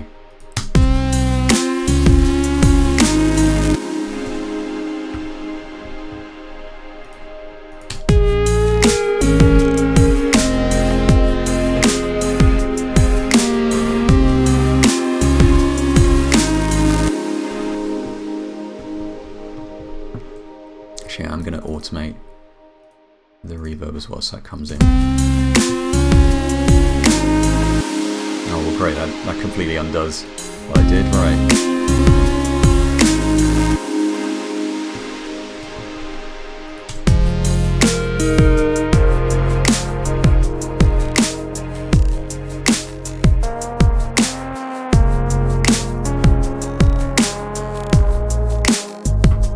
Someone suggested gating the cranky sound. I'm assuming you mean the lead. It can actually be kind of interesting if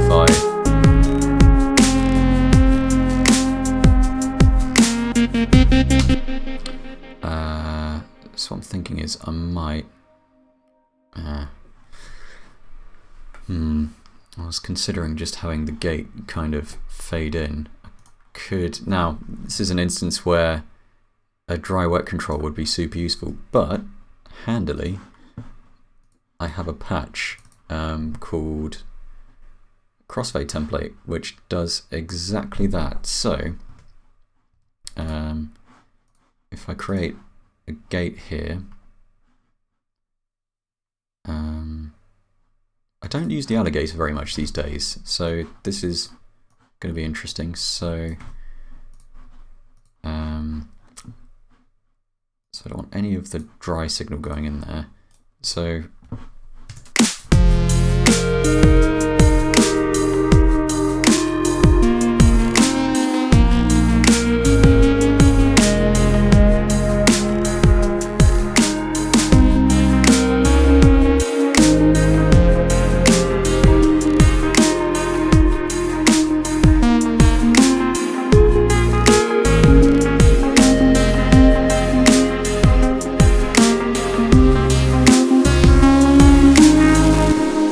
kind of neat. I like that it introduces a little bit of variation, so I'm just going to adjust that a bit.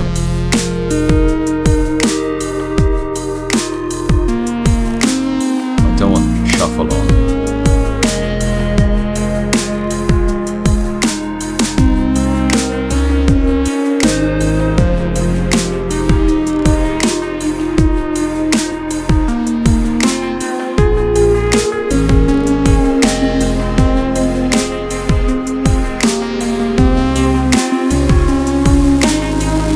That's a really interesting idea. I like that. So what I'm going to do is I'm going to add a reverb to that and have that kind of wash out at the end of that section. And I think that'll be the last of that.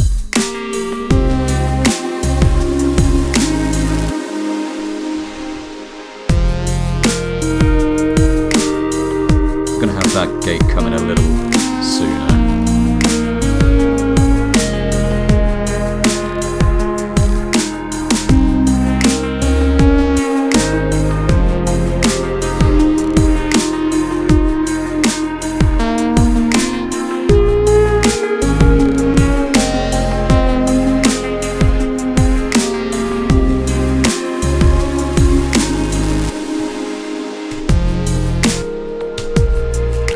Right, so I'm going to just forge on with the next section, because I think if I leave it there, I'm just going to be messing around with that until the end of time. So so that lead is going to drop out.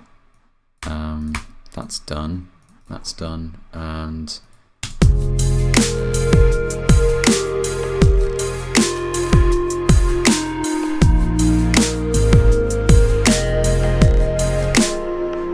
someone said alligator on a lead. Gonna have to nick that. I think that's a great song title if anyone wants to, or you know, yeah, start a project called Alligator on a Lead. Just go for it. So I think I want a pad that kind of washes over, and I'm going to cheat again. I am going to create a Europa, and I'm going to dive straight into the pads folder. One of the factory presets. I'm just going to modify it. So I do want some like a string type of patch, so I might go with nice strings. Or overlook pad, they both sound good, but I'm going to try nice strings first because I do want some sort of stringy kind of sound, so I'm going to bulk out those chords as well a bit.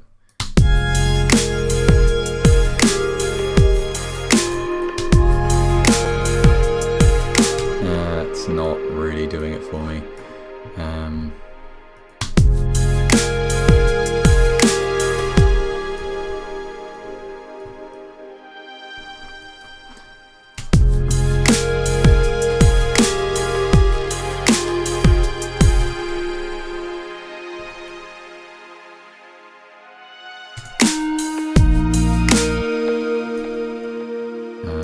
just have those kind of, yes.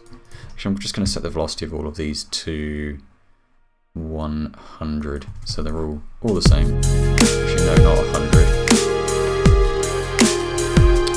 6.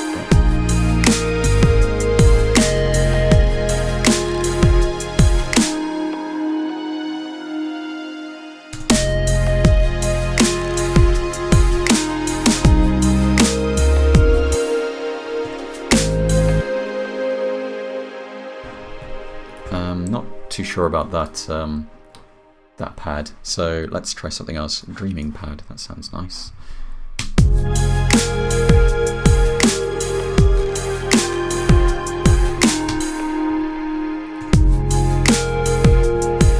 I'm determined not to raid my patches folder. That's what I want.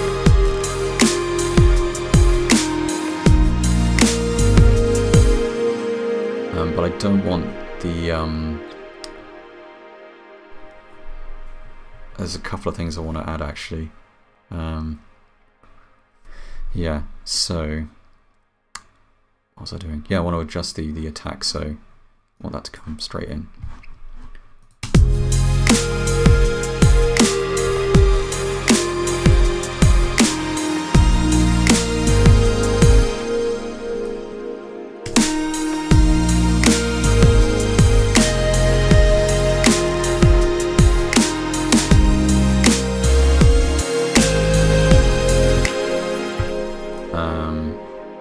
Let's have a bit more of that reverb there, because I want it to really kind of wash over.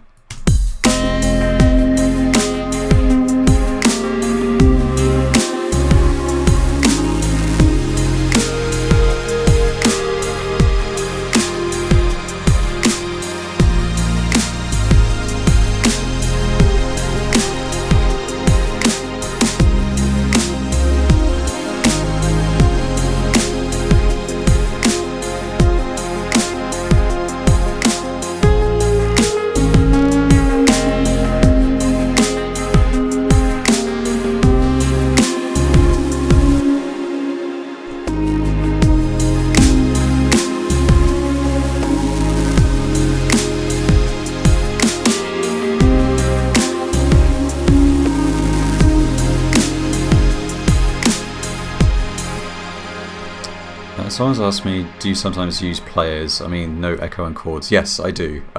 Quite a lot, actually. I haven't used it today or in any of my live streams yet. They're great for getting ideas going, and then I like to tweak what they come out with. It's a really good way of getting ideas started.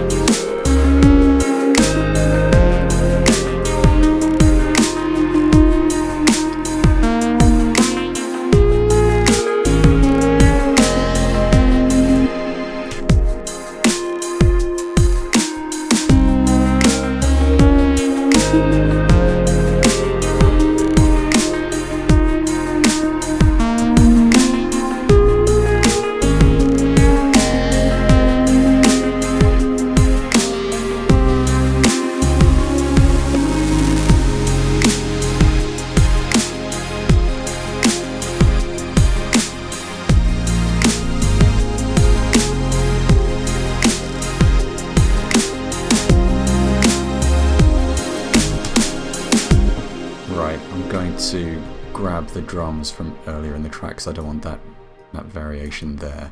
Sorry, I've gone quite quiet while working on this. I'm just sort of thinking about where I'm going to go with this. So don't mind me.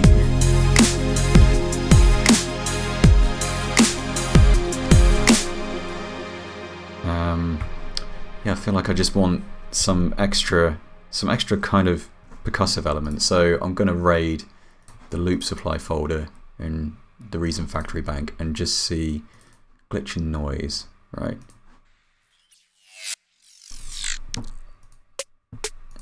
No.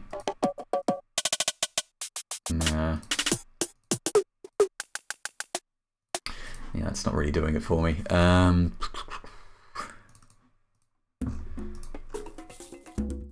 Nope. I'll figure something out.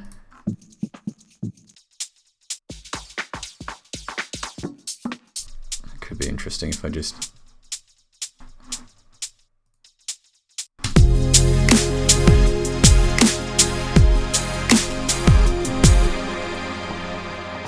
I think I just want something a bit more splashy, really.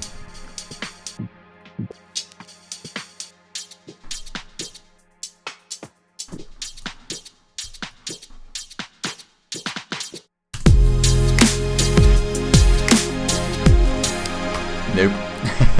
I'll find something.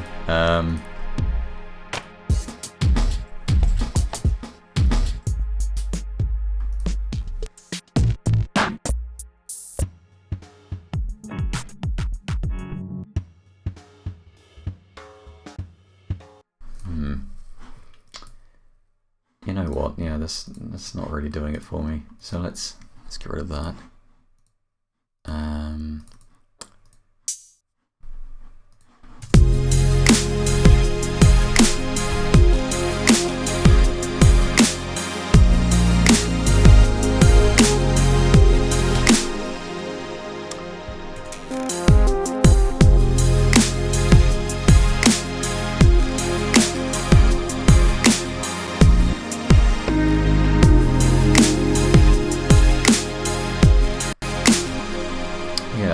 I just want a little extra something, so I'm gonna have a look in my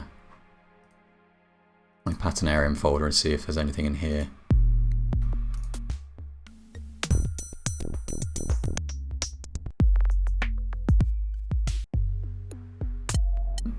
Not really.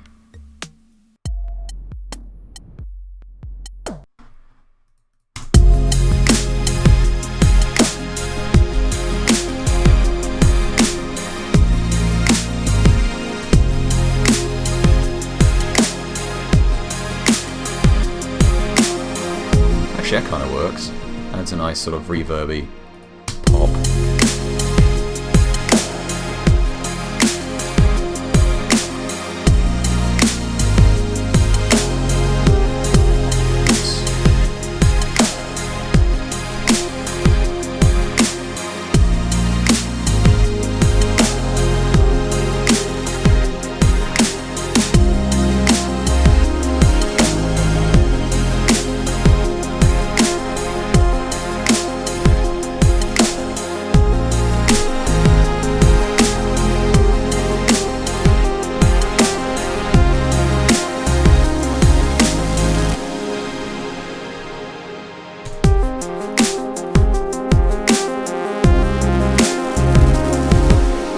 Another delay wash at the end there, and just I think I'll wrap things up here.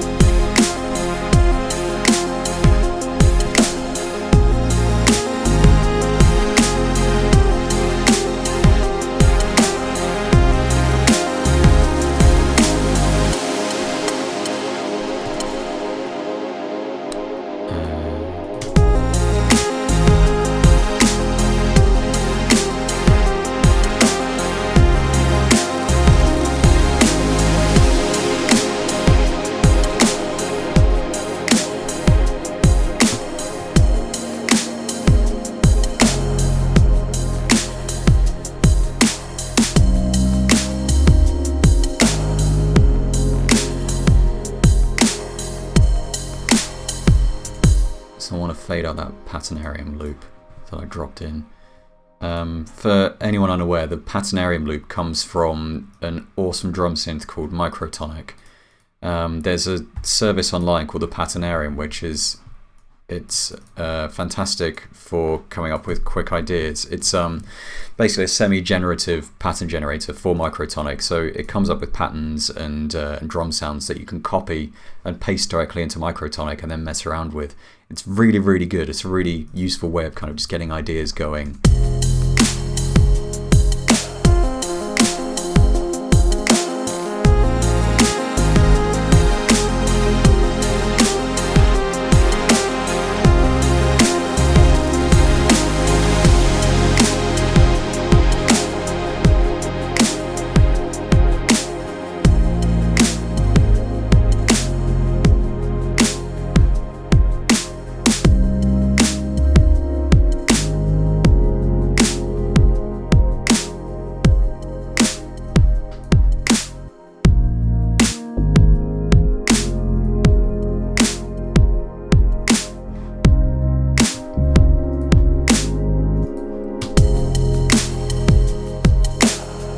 I'm just going to have that fade out.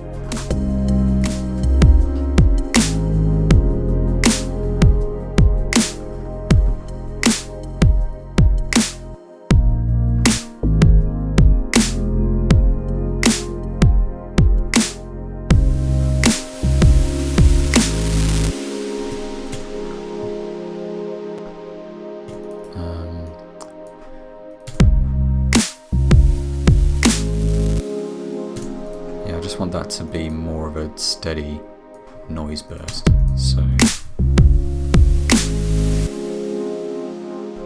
But I do want the reverb to come in as well.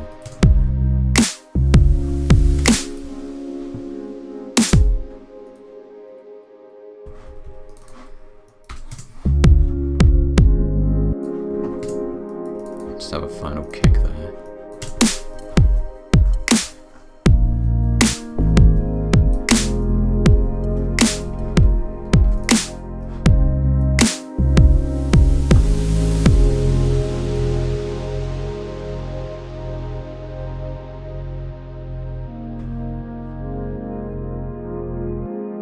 So I'm just going to fade that out. So just automate the master level on that so it fades out. And also I want the sidechain to come off of that as well. There's basically I just want to make a bunch of tweaks to this. Then I think it's more or less done.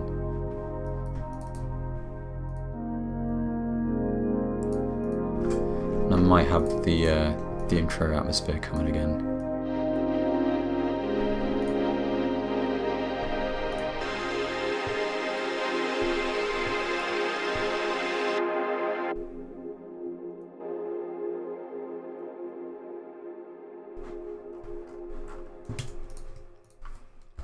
No, I want those.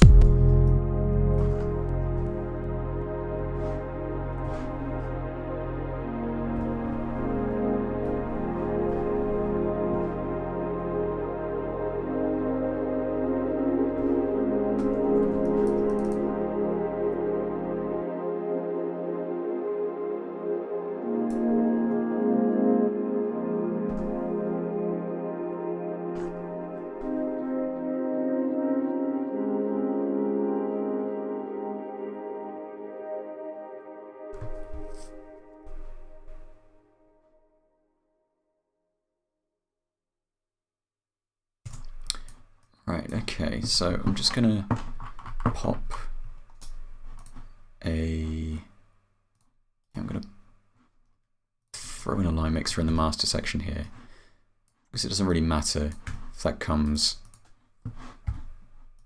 after the master fader because I'm just going to be using that to fade it out. I mean, I could automate the master fader, but generally speaking, I don't like to automate the faders on the SSL mixer because it makes it that much trickier to adjust levels after the fact. So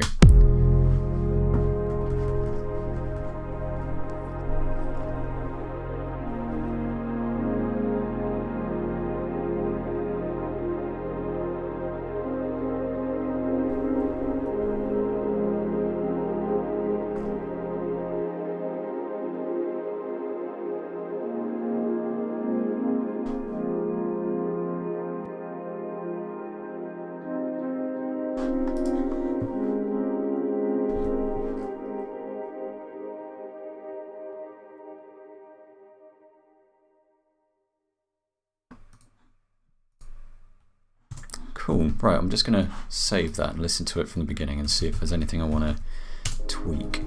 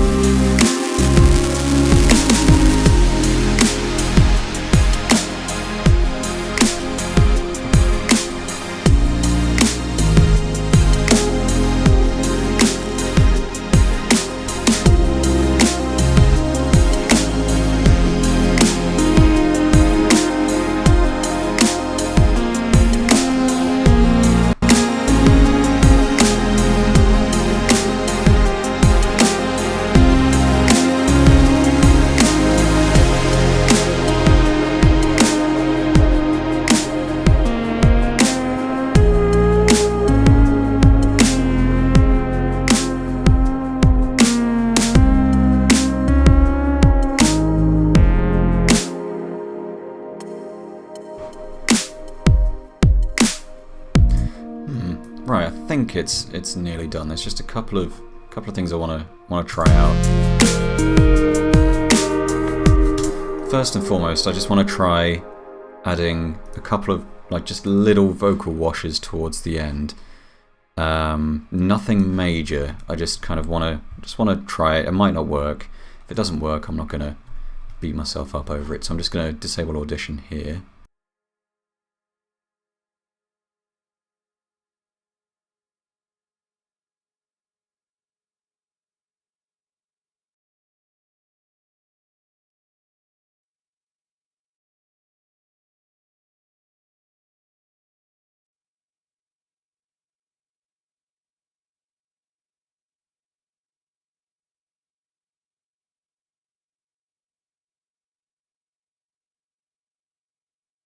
There we go. And now my voice is in reason. Fantastic. Right, so I'm going to do my usual trick of covering this with a bit of reverb. And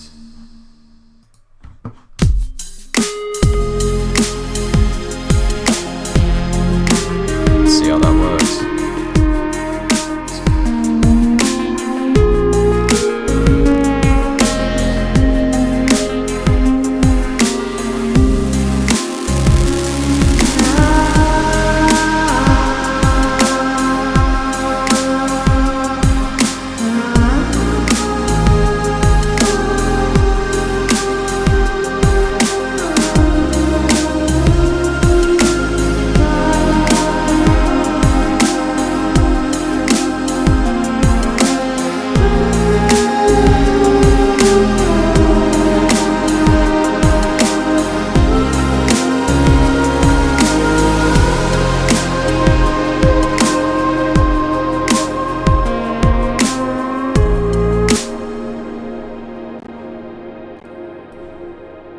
Alright, so not the best vocal take, but we'll see. It's a little loud at the moment, so...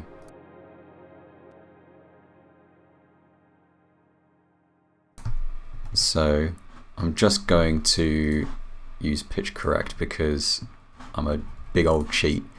So I'm just going to highlight everything, select correct, and it will fix my dodgy vocals hopefully. So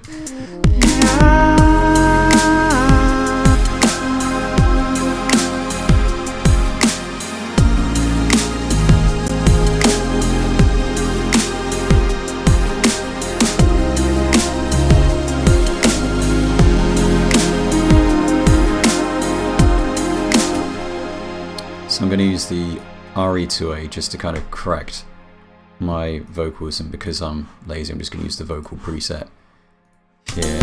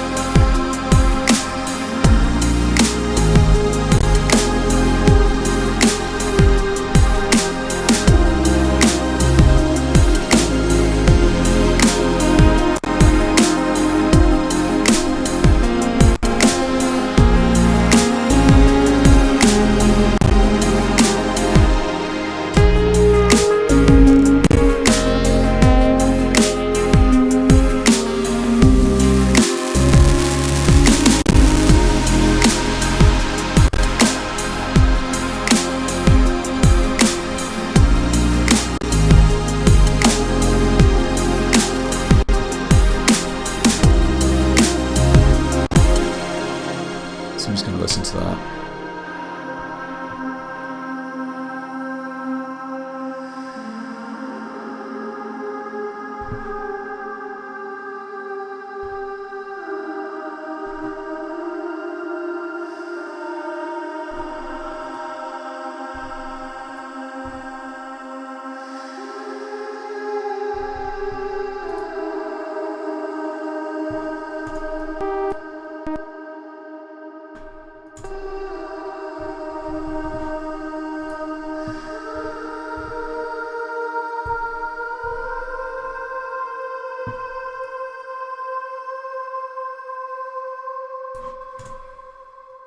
Right, okay. I might... just thinking about it.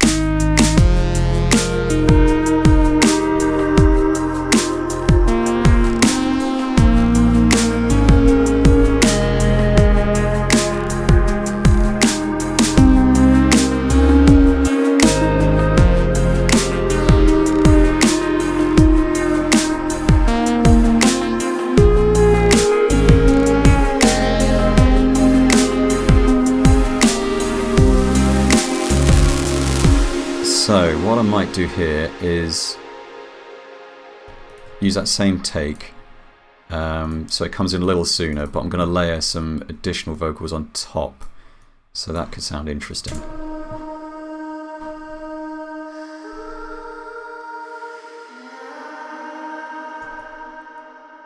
So I'm going to lose that little falsetto bit there.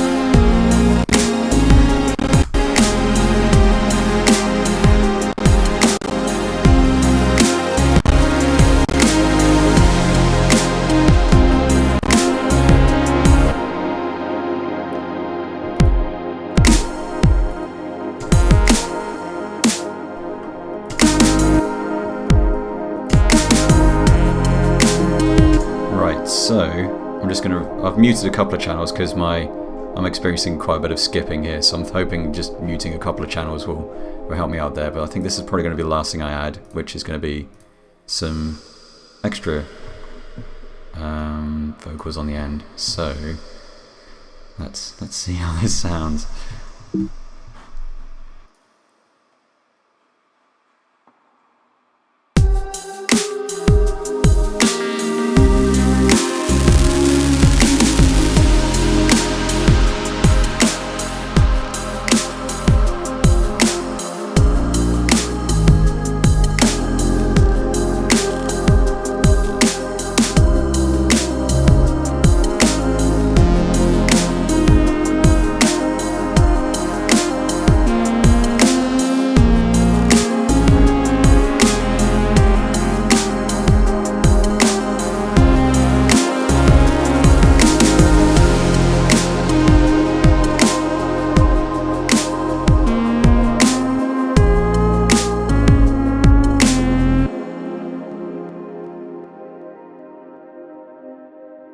Not convinced about that. It's not the best vocal performance I've ever done, but yeah, it could work.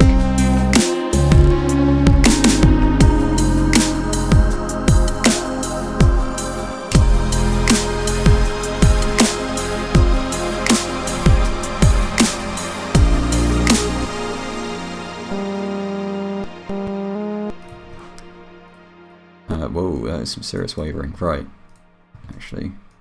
Yeah, I'm just going full robot here.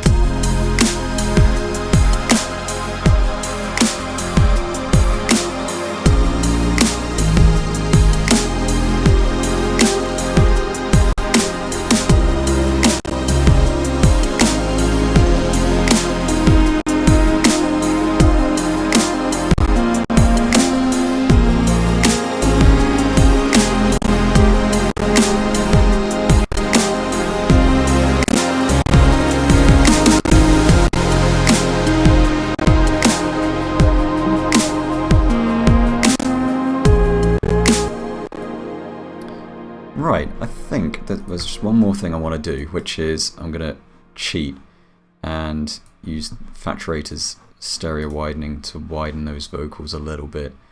That could sound interesting.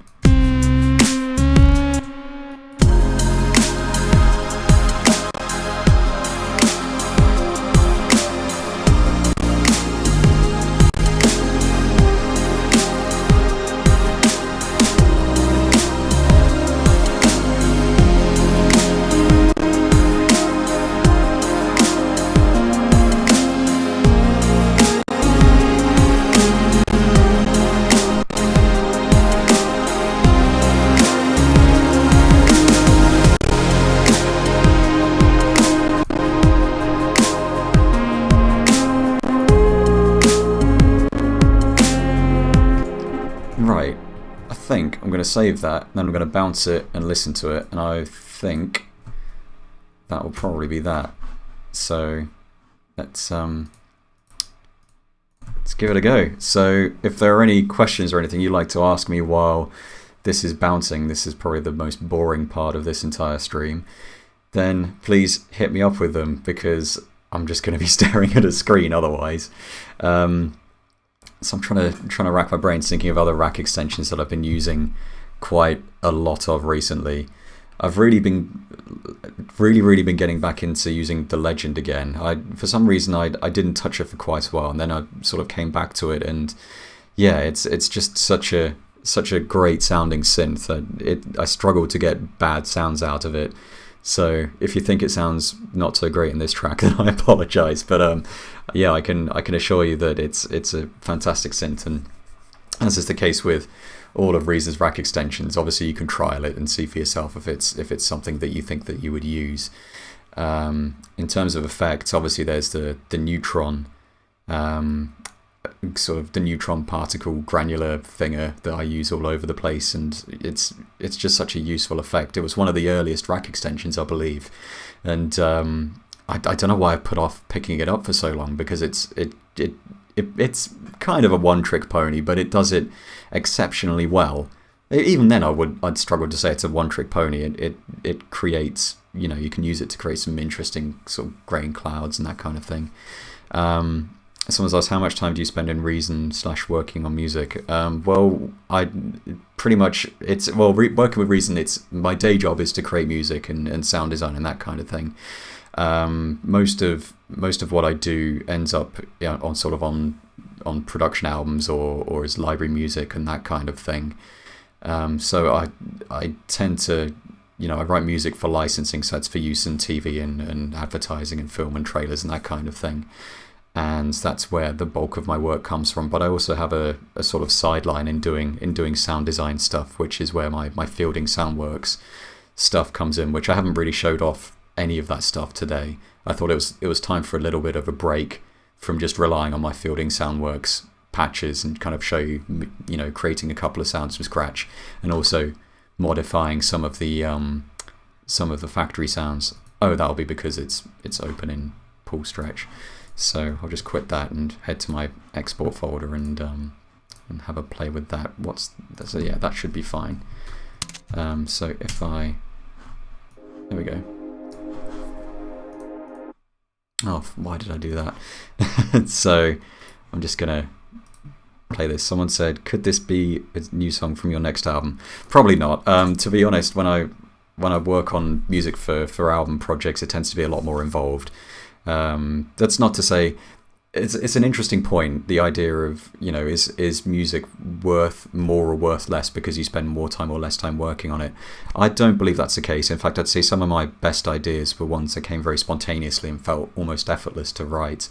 But then there have been some other tracks I've worked on which have taken weeks and weeks of kind of plugging away and sort of chipping away at what I've been doing to form something.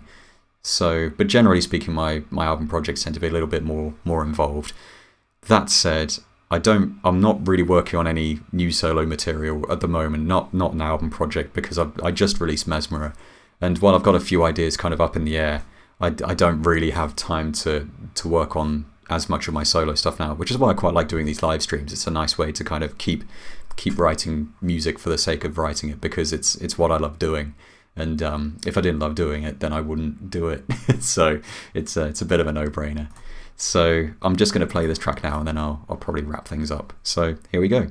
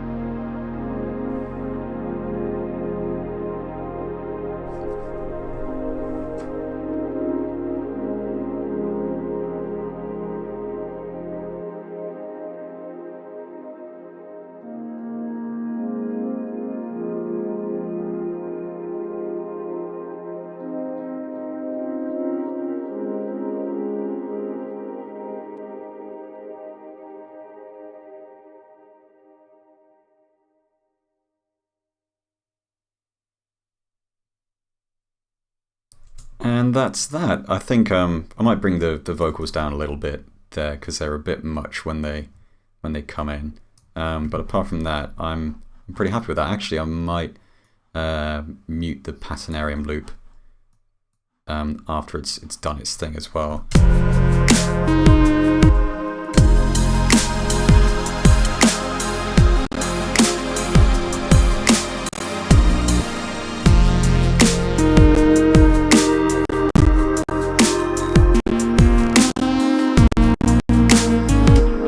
I'm going to use this cello gain device so I can fade the vocals in just a little bit, so they don't come in quite as suddenly.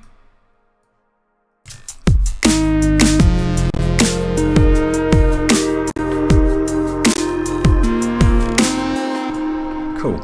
In that case, I'm probably going to leave it there, and yeah, that's pretty much it. I'm pretty happy with that. So as always, I'm probably going to make a couple of mix tweaks in the coming days, and I'll be uploading an archived version of this live stream to YouTube, and I'll also be sharing the Reason document in case you want to have a look at it, and a bounced version of the track. I'll be putting that on SoundCloud and Ali Hooper, so you can check those out in the future. I'm also vaguely considering bouncing stems for all of these tracks in the future as well. So if you don't have all the rack extensions, you can potentially just grab the stems and have a look at those if you need to. So if there's interest for that, then please let me know. It's just something I'm vaguely toying with at the moment. So I'll be making some tweaks because I've been mixing on headphones for a couple of hours, so it's obviously probably going to sound a little bit wonky, but I probably won't be doing anything too major. So when that's ready, I'll share the YouTube video and you guys can check it out. But as always, thanks a bunch for joining me over the past couple of hours or so while I've been making some noise. And as always, I'll be back in a couple of weeks or so. So I look forward to making some noise with you guys again in the future. So cheers and take it easy.